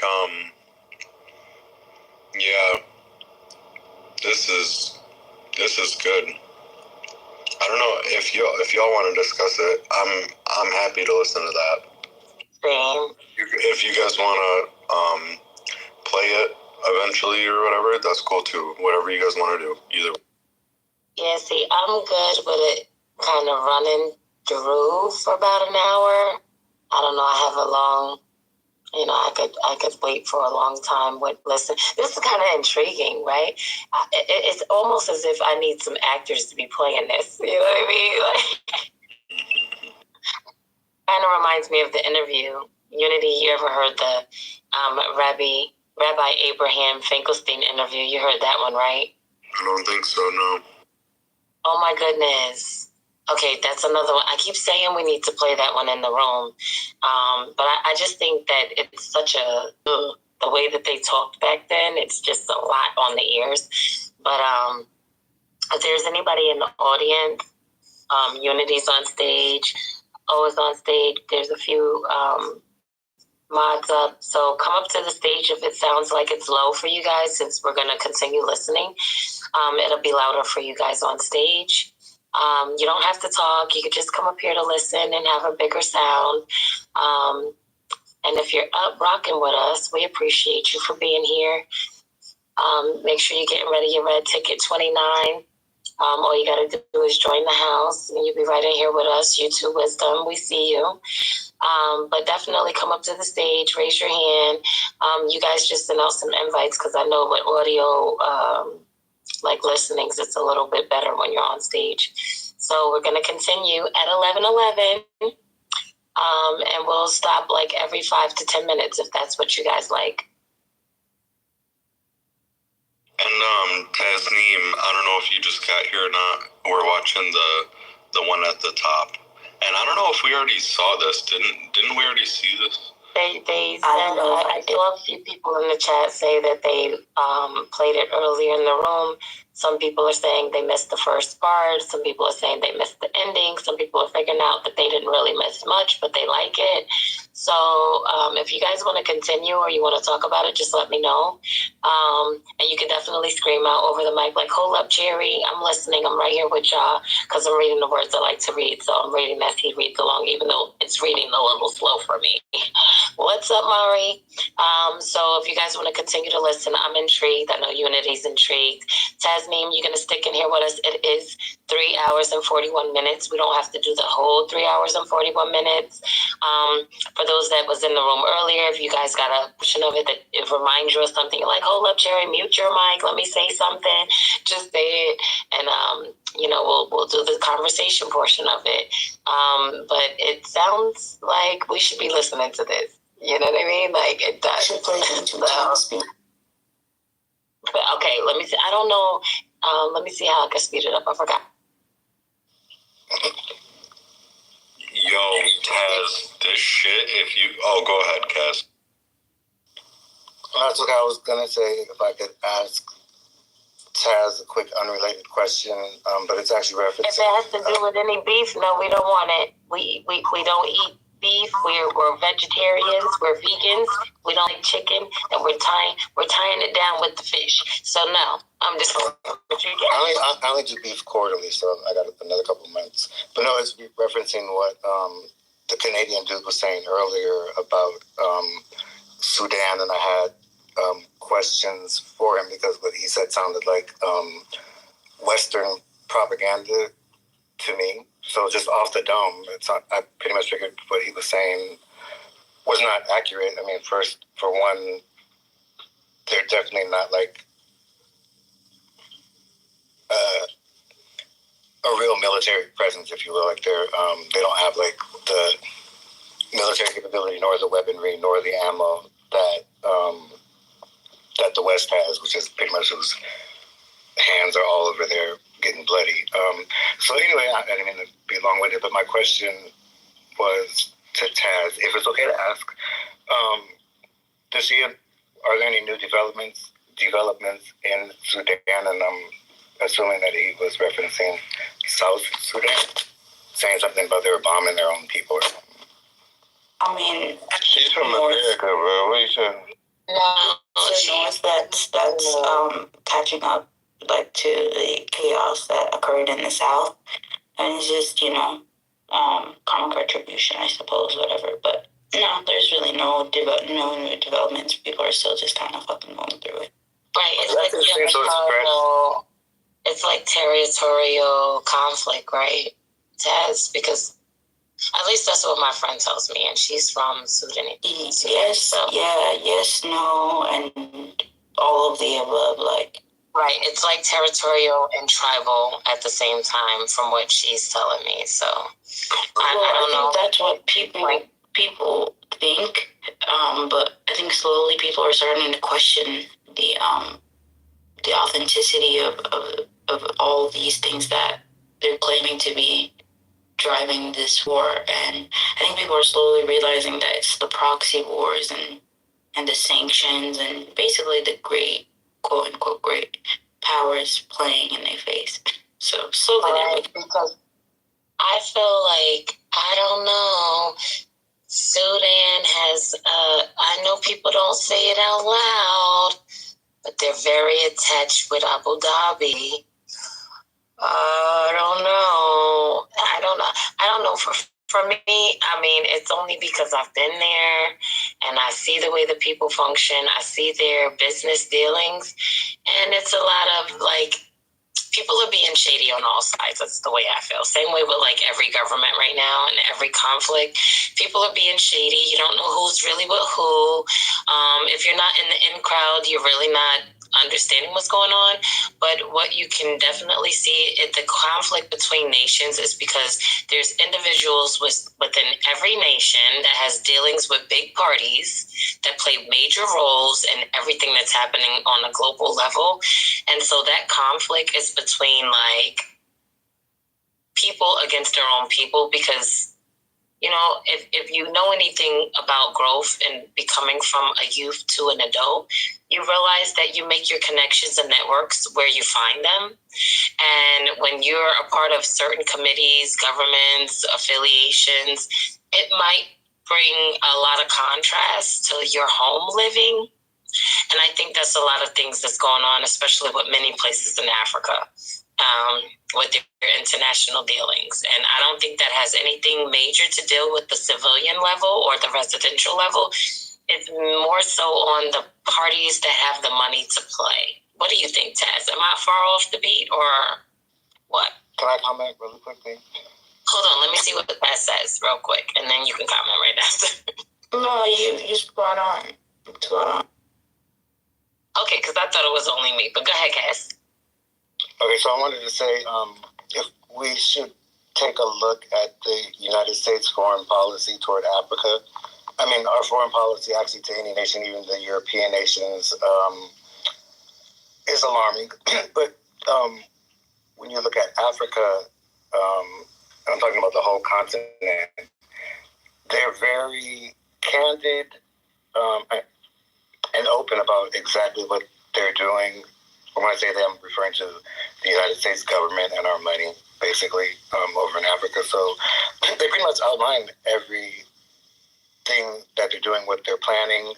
They go into how they want to keep the relationship between specifically African Americans, for lack of a better term, and Africans on the continent, and they outline the specifics for why that is and how they intend to do that. So if you look in our foreign policy toward Africa,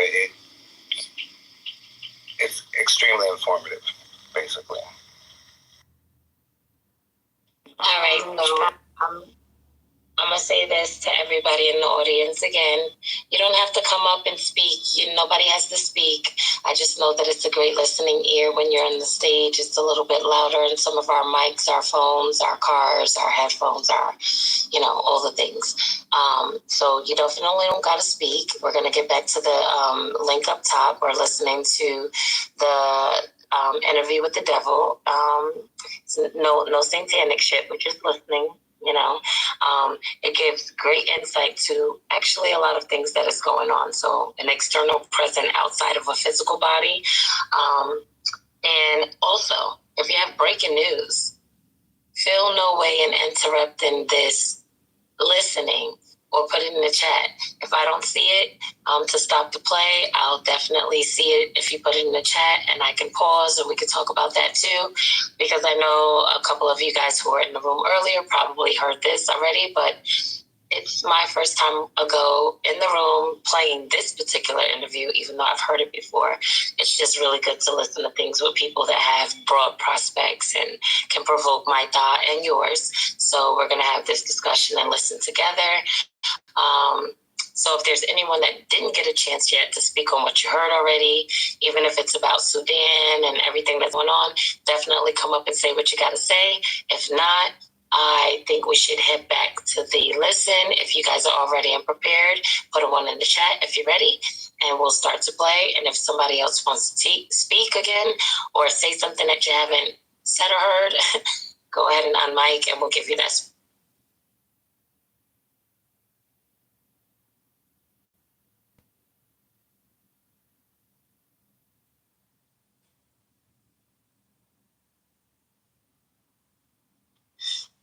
Playing back the next question on timestamp 11:11.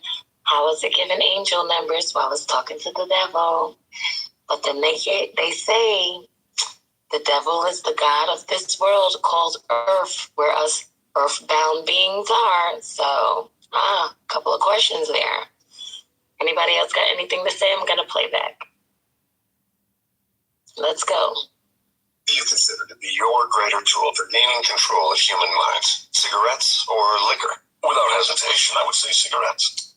Once I get a young person to join my 2-package-a-day club, I have no trouble in inducing that person to take on the habit of liquor, overindulgence of sex, and all other related habits which destroy independence of thought and action. Your Majesty, when I began this interview, I had you all wrong. I thought you were a fraud and a fake, but I see now that you are quite real and very powerful. Your apology is accepted, but you need not have bothered.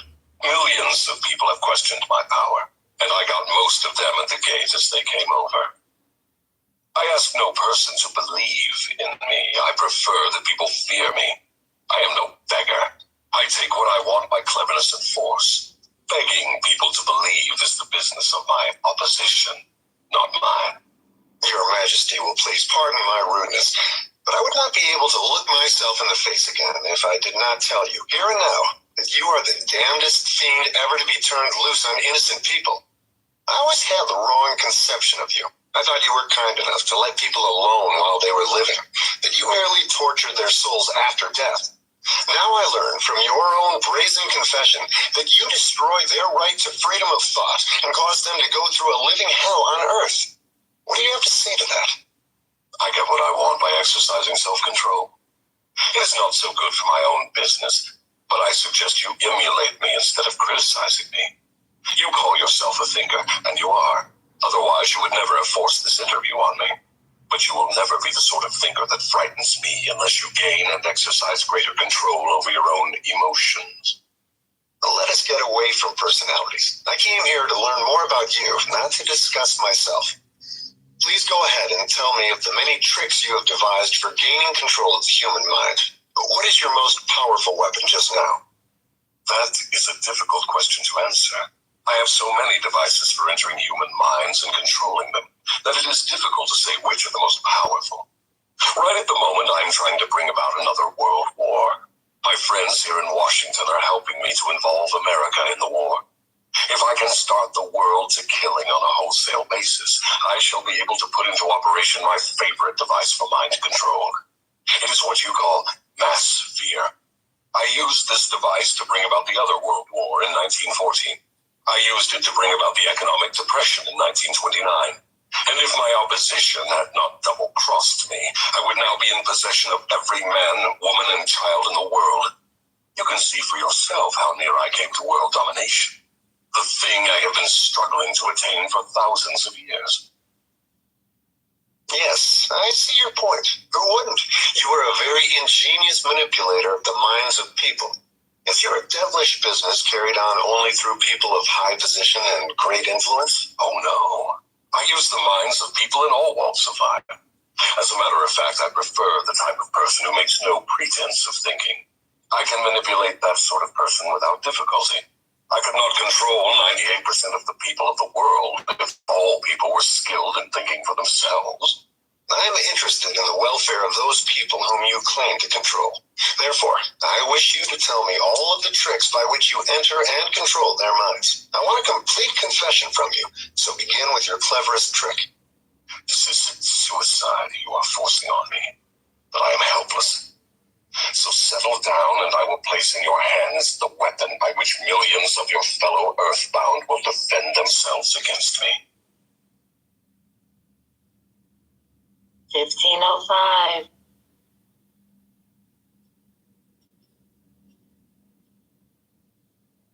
Am I right? Is 1505 an angel number? I don't know. You guys want to discuss? I think it boils down to,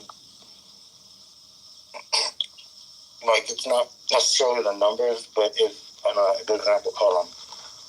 Sorry. It's really odd that when you put a pause between most of the questions, the numbers that they add, like the timestamps that and look at it, it's 3 hours, 41 minutes, and 5 seconds exactly.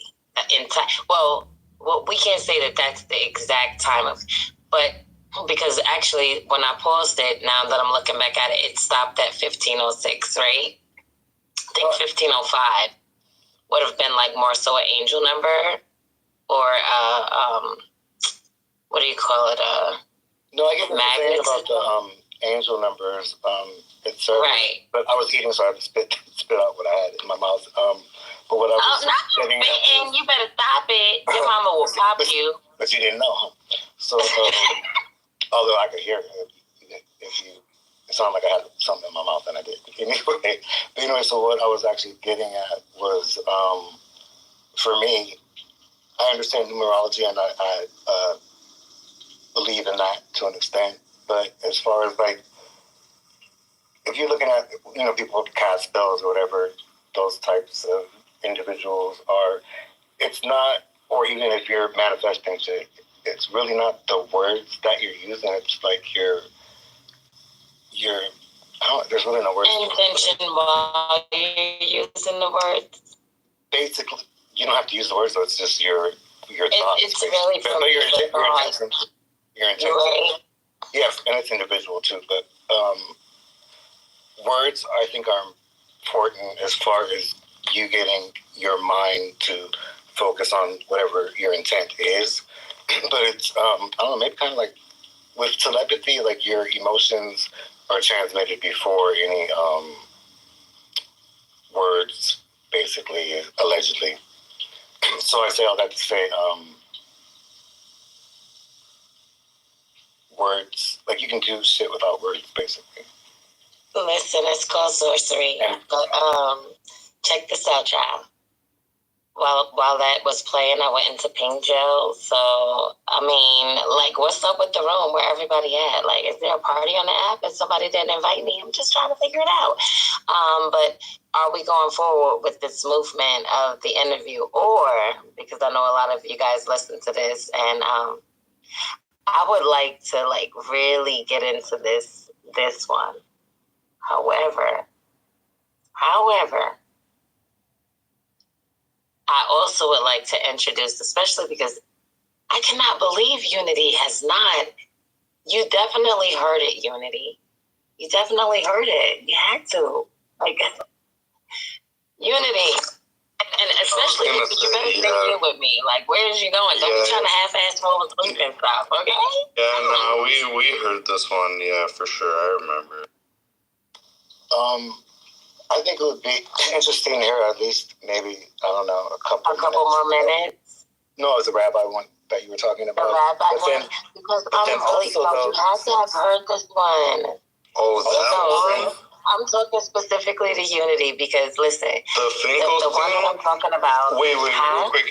You remember how you talked about, because that was the crazy shit I heard on Clubhouse, and you said it, and it was a fact. So you were saying, and I'm going to just share this to the room so they could look it up and confirm it. And I don't have I'm an open book, so anything. No, I know. Yeah. So you were talking about fast food restaurants. In their meat, they've been detecting human DNA in the burger, in the meat, in that minced meat. So I looked it up, and that's a fact. They keep finding in all the major fast food restaurants a bunch of human DNA, which is crazy. And then you were talking about Rabbi Finkelstein, I'm pretty sure. So that's the only time I heard of it, and you might have played a quick clip, except I don't remember much of it.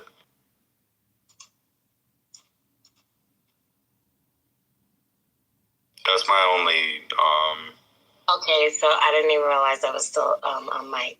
All right, so I'm trying to find the one because my computer did some really weird shit today, which it like made me sign in like I just bought the shit, like it really weird, like the weirdest shit ever. And I just bought a new device from like my security, a different hub from my security system.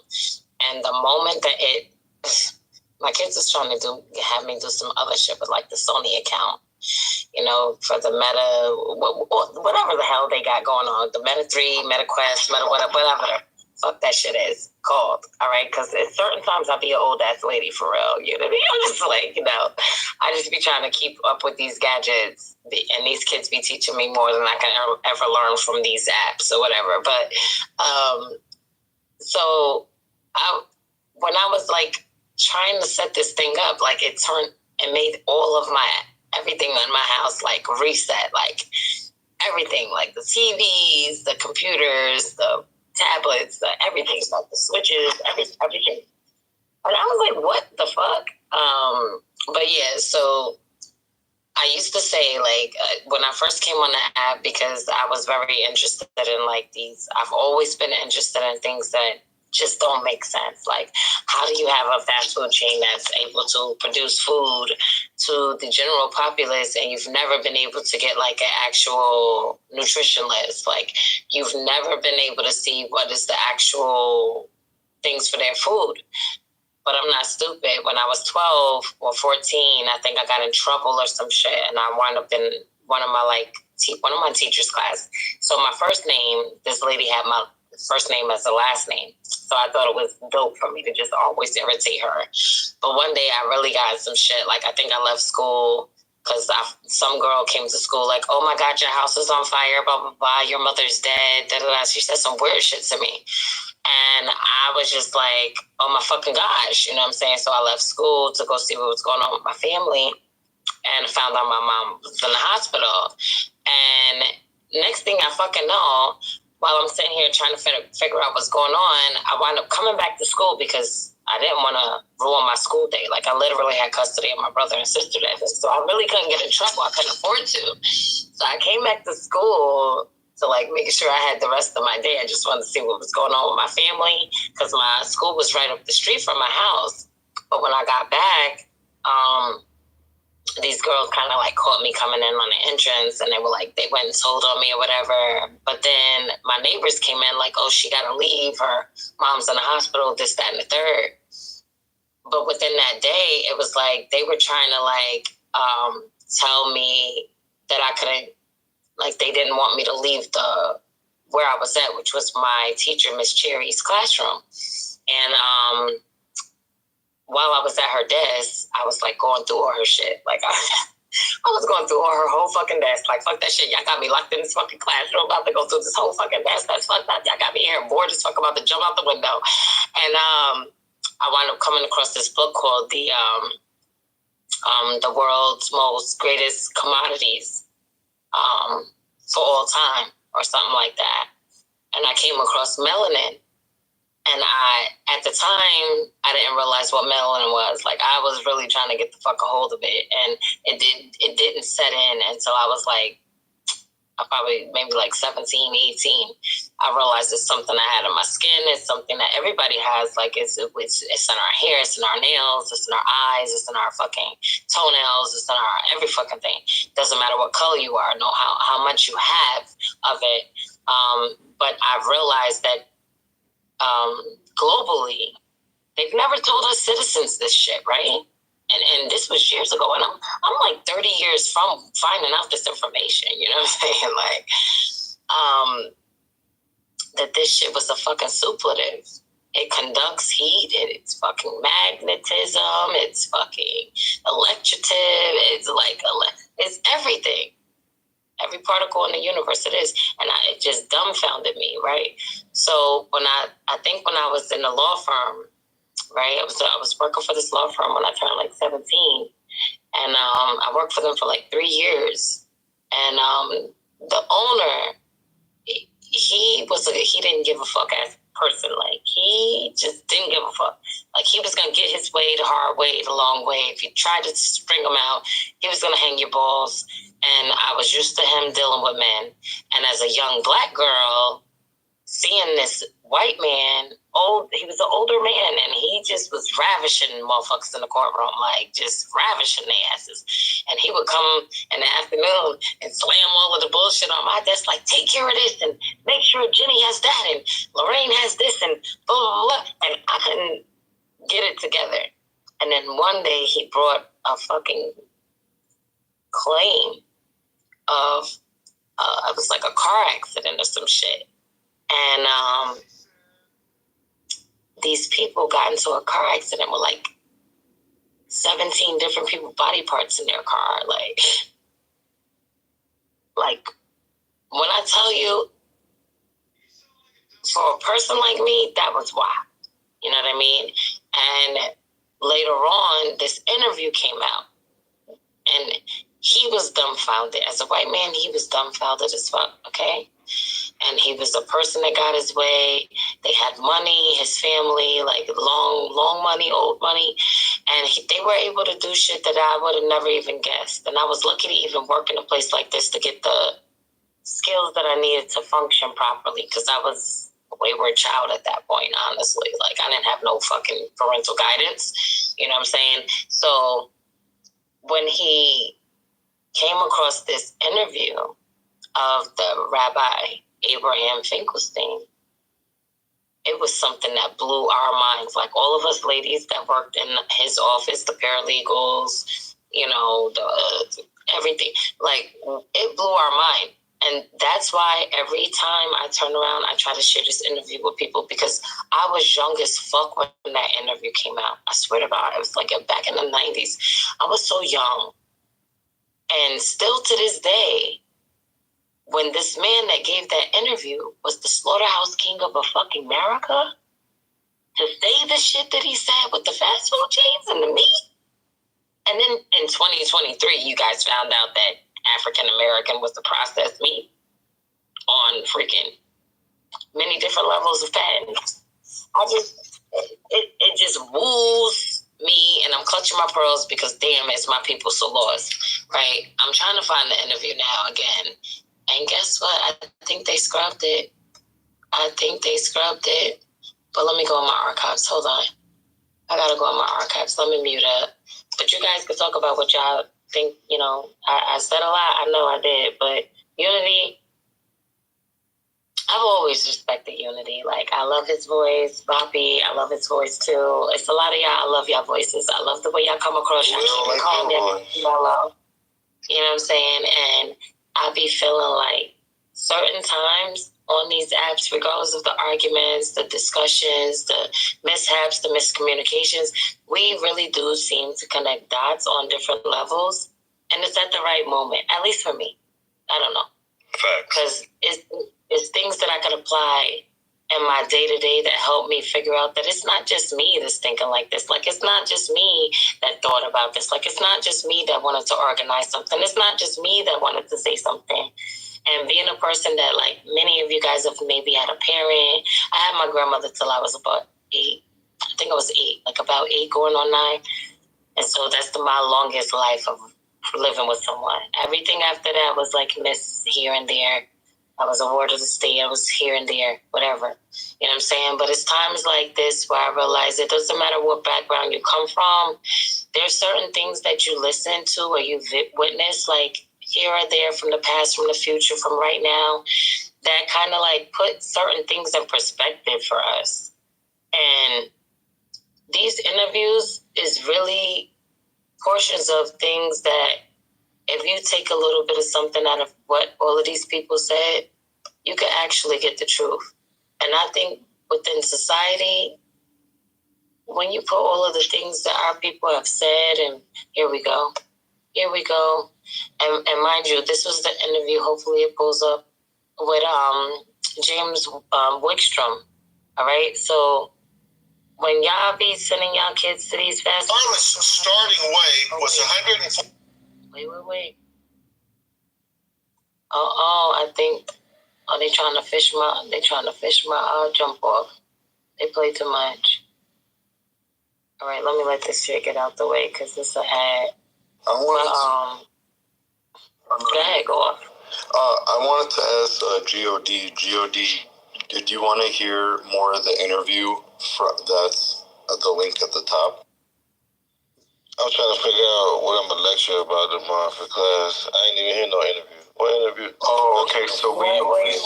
What you lecturing for class? What you got going on? It's March. It's human resource management I'm talking about tomorrow. diversity and inclusion. It's the same old bullshit. You didn't study? It ain't the same old bullshit though, G.O.D. You know why it ain't the same old bullshit? Because there's a different type of perspective that someone like me has compared to someone that had parents and guidance. People who are wayward, they don't know really how to fill out an application. They don't know how to get their perspectives in line to fill out an application for college. Like, they don't fucking know. And there are plenty of people that will let them slip through the gap. AI will help human resource management efforts as far as recruiting and selection? No. Because the input methods is of someone who should be a go-getter and a self-starter. And it's a lot of people who are not already like that. Mind you, people who organize apps, unless they're getting proper database information, they're not knowing how to database those apps for the general populace. Exactly. Cherry, more so for the Cherry, I'm sorry, go ahead. Cherry, I was just about to say coding is where should be the main focus for kids or anyone right now. Coding. Yes, I used to say the same thing. I would say if anybody know me, I'd be saying like, y'all heard me a couple years back, like, yo, Udemy, they have classes for like little to nothing. You feel me? And depending on how you research those courses, you could get certifications and licenses in your state. You know what I mean? Make sure you just be smart about what you do. Even if you go to college, a lot of people go to college, right? And they take these courses and then they'll take their final tests for their overall, but they never take their national test. So whenever they move out of their state, everything that they went to college for can move with them with no fuck shit. A lot of people don't get taught that shit. That's why I was saying, like, even if you teach your people about coding, you have to first teach them how to advocate for themselves properly. Like, do you know how to negotiate your salary? Like, do you know how to apply for a job and don't actually have the skills for the job? But are you able to take the skills that you have and still implement that into that same job and still be able to work that same job and still get the rate of paying what you want to get paid? Like, a lot of our people don't, especially the young ones, they don't really know how to, right? And then when they're transitioning your kids to be graduating from school without fully knowing these things, when they should be getting this shit for free, you hear me? For free, they lose out on that. And the only reason why that I take a point to that, and a lot of people who go through like having one parent, two parents, or or people who are transitioning them into college, guidance, therapies, things like that, they have structured guidance, right? But there's many of Americans who go wayward from their parents. Something doesn't happen right in their life. People in the system that they don't get that type. And when it comes down to American politics, they never tell you the amount of people that separated early from their mothers and fathers. They got it all out the mud on their own. They figured it out themselves. And because plenty of our parents didn't know how to properly read. They didn't know how to properly spell, articulate themselves well in corporate places, professional settings. It's plenty of that shit that goes on. So we can't just add up that our kids should know coding. Yes, they should, right? Because then when they sit and put these things and tools against you, you might have someone that has the thought and the tools and the skills to deactivate these devices. You know what I mean? Those are things that are always like, I think of things all around the board. However, there are steps and measurements in between that people need to learn. Even the average adult don't know how to properly advocate for themselves and negotiate in business deals unless they have already started out in a situation where they're self-employed. So now they have no choice but to get it out of what they say they are, and they have to show proof. Regular employees don't know how to do that. And there's been a systematic trait of the following down. You have the parent teaching the child exactly how to function in government because they've been taught to do that under government, but not under a way that they can find freedom and generational wealth and these things. Because they're constructed and instituted into a particular way of thinking, right? So it doesn't matter what you do. And that's why I want to play the Rabbi Abraham Finkelstein video for y'all, because like I was telling Unity, if you really haven't fully heard, I know it's strenuous to hear because the old school language is dire to the ears, right? But you got to remember, this dude is being 100% honest. At the time in which he gave this interview in the United States internationally, right? He was the slaughterhouse king of America. So the people that was bringing you your beef, your chicken, your everything that has to do with poultry, that was him. And if he said it, now mind you, this man had enough money to skate for 4 years straight, okay? To skate all around the world, like to, who knows, he could have changed his face and everything and all of that, you know what I mean, 1,000 times over. And they eventually got to him. But these people that got to him was his own family, you feel me? He was one of the wayward childs or going against the grain and telling the secrets. And I feel like in a way, like you guys have heard me say, I don't promote for no president.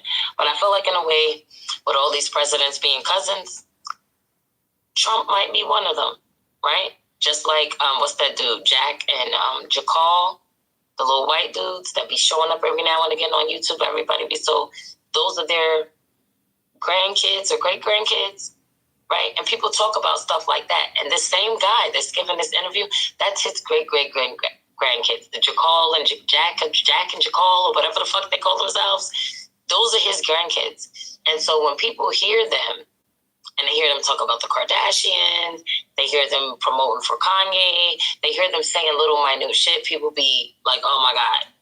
But I think it's certain particular things that from old, that lately these things is coming up again.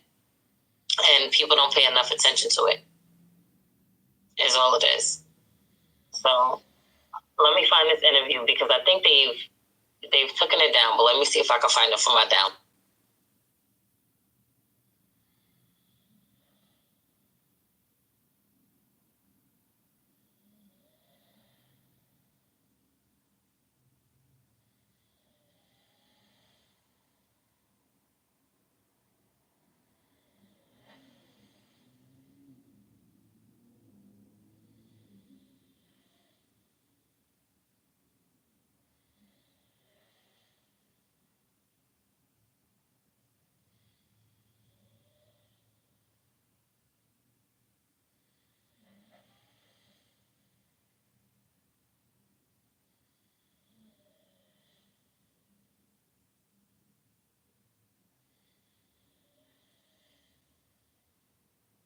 You guys there? Do y'all want to hear it? I got it. How long is it? It's about 1 hour and 18 minutes, but when you hear his sarcasm, you probably want to listen more. And we could break it up. It's a lot shorter than the other interview. And along the way, you're going to find out that these two guys, the guy that's giving the interview. The devil we're interviewing? No. This is Rabbi Abraham Finkelstein. He is one of the elite family first bloodlines, second or third generation bloodlines, I forgot.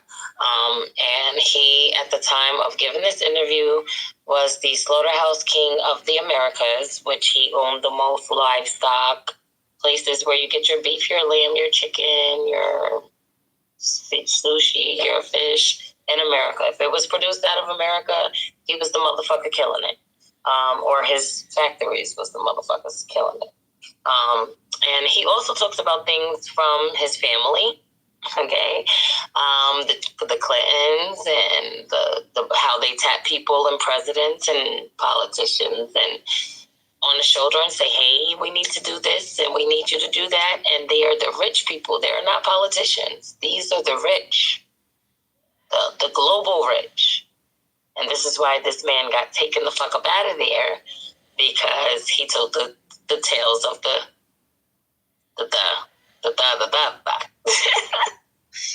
So enter at your own risk. Because he's about to tell it all. He's about to talk about McDonald's, a lot of things. He's about to say a lot. Those that have an ear, I hope you're willing to listen. This is, let me see if I can find a way to put it in the chat. I don't know how I could get a download to the chat. I gotta figure it out real quick. I just figured it out how to do the download. So let me just play a couple of minutes for you guys so you can see if you want to continue listening. Another thing, very hard listen because of the audio from how old it is. So I think I might need to turn it down because I don't know how you guys is. I don't. But it is a hard listen.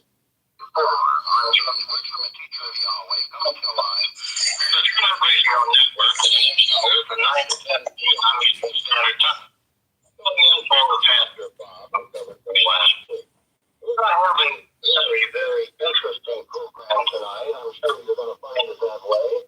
I have a guest by the name of Rabbi Amy Finkelstein. He's on the East Coast of the United States. There's going to be giveaways tonight.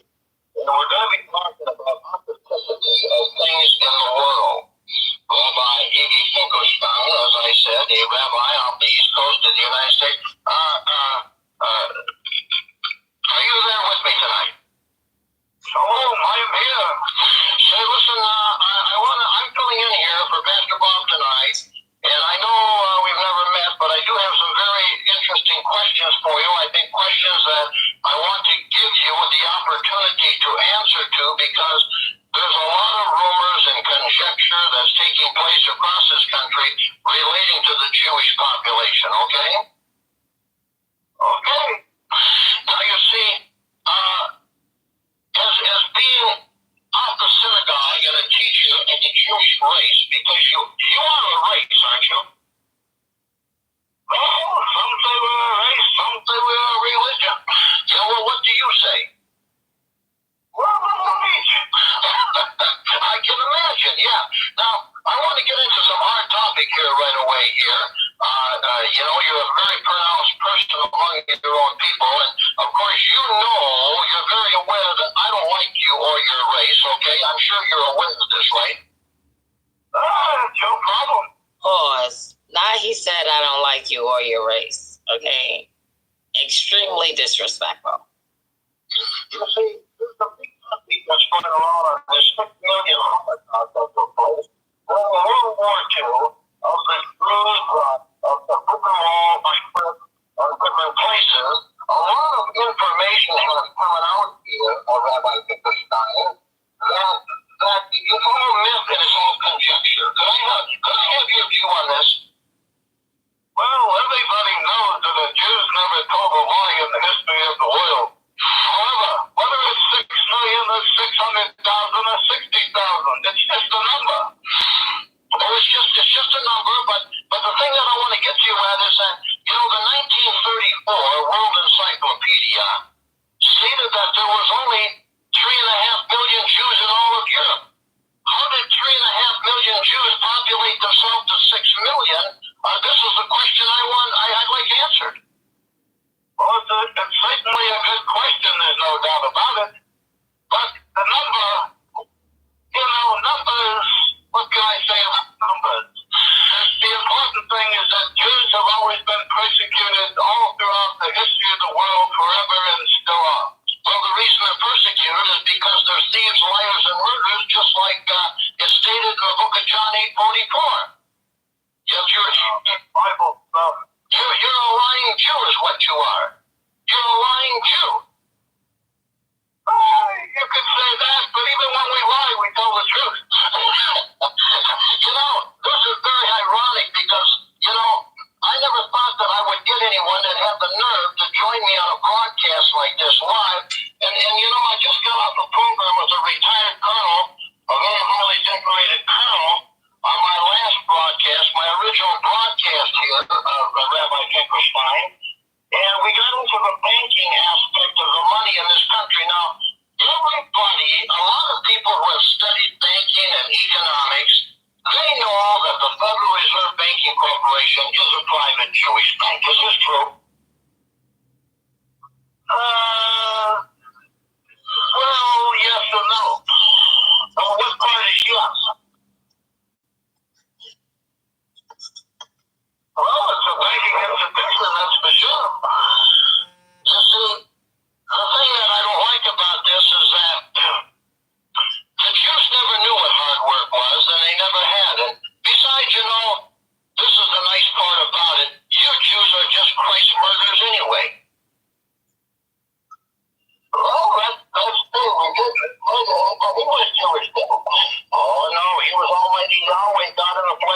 See, that's the problem you got. Well, we tell all the Goyim that they worship a Jew and they believe it, so what's the difference? And I know that you... Goyim is considered the white man, so you guys know. No, Goyim means non-Jew.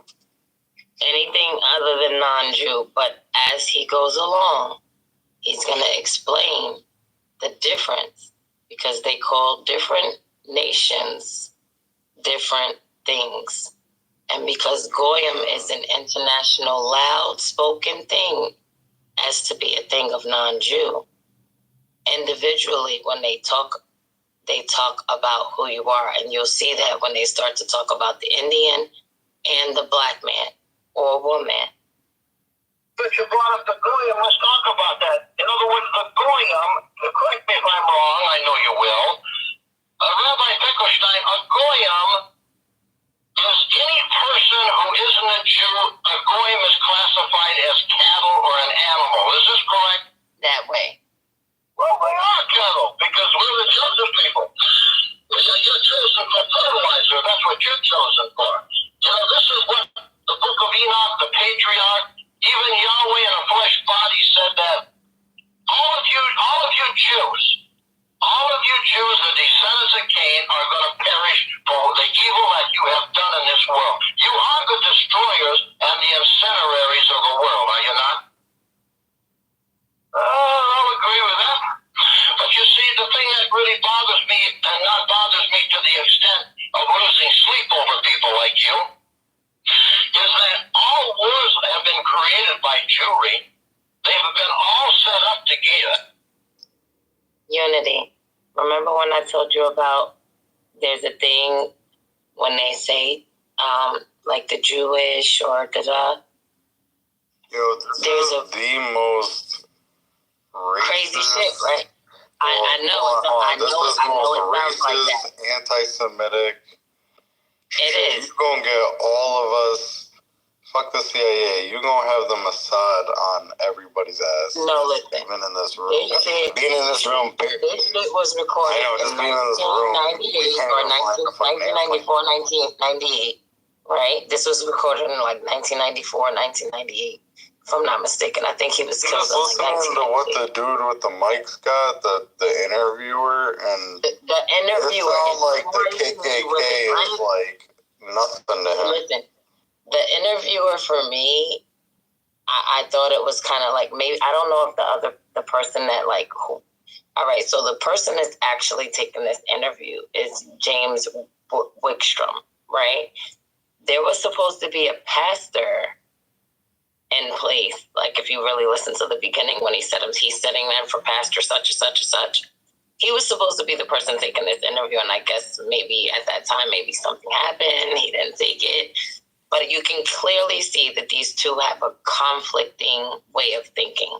Like they're totally opposites. That's why I think it's like not as biased as most interviews today would be. If you know what I mean? Like it gives a different perspective to the person who doesn't exactly think the same way that the rabbi thinks. So that's the only strong point that I really like about it. I didn't like his outward, I don't like you know, your race or your religion. I thought that was a lot. You know what I mean? I really thought that was a lot. Like, you know, you could have kept that to yourself a little bit. You know what I mean?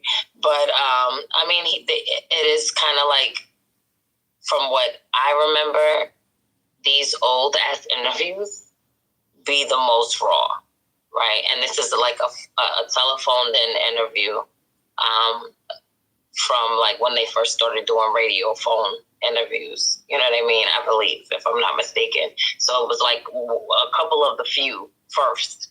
So I know it's crazy, but it's still, I feel like for some reason I found it. It's still actually like, because I wanted to see if it was available for you guys to even, listen to it on your own. It's still available online. And for me, it's like, if this is available online, this is a part of information that they leave for you to know. It's in the public domain, yeah. Right. Like, I don't find that how can I be doing it if it's still up on on sites. Like, and as old as this shit is, like, I remember hearing this shit when I was like 17, maybe 19 years old. And the first time I heard it was through a white man's law firm, okay, who also was at that time, I don't know if he was a Jewish man, as well as the other two outside parties of this smaller law firm of these two guys that started a company. Those two guys were also Jewish, as well as like at least 2 or 3 of the ladies in the job that I worked at. You know what I mean? So for me as a black girl, it was also a big wow how they felt about this interview too, as well as many other adults that probably have heard this interview, especially the ones that were way older than me, because I still was a kid pretty much. Like, I still really didn't understand this shit. I couldn't understand why they were both Jewish too, and they didn't agree with this man to certain shit that he was saying. And I could speed this interview up because I've heard this interview so many times, and the timestamps, I pretty much know them, to points where he talks about why, they're really not supposed to say anything bad about black people. There's a point where he talks about that. There's a part where he says that they're great, black people are great people, and where he doesn't deny the fact that they're the one true rulers of the earth, of this particular plane, and where chaos started to happen because of other things.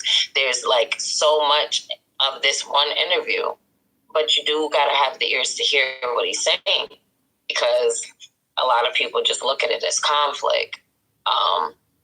And for me, at a time like back in the 90s, when shit like Amadou Diallo and all of this shit was going on, interviews like this was extremely rare, okay? Like, when I say rare, I mean rare as a fuck. So for this video, this one video out of all the things that they've censored online to still be up here, it wows me. So it means that there's some people should maybe pay attention to it. So if you guys want to continue, I could skip forward to good points, or you guys can continue to listen, or let me see if I can link it to you guys so you can get it on your own. I just wanted to add that in America, you can say only bad things about black people, you're not supposed to say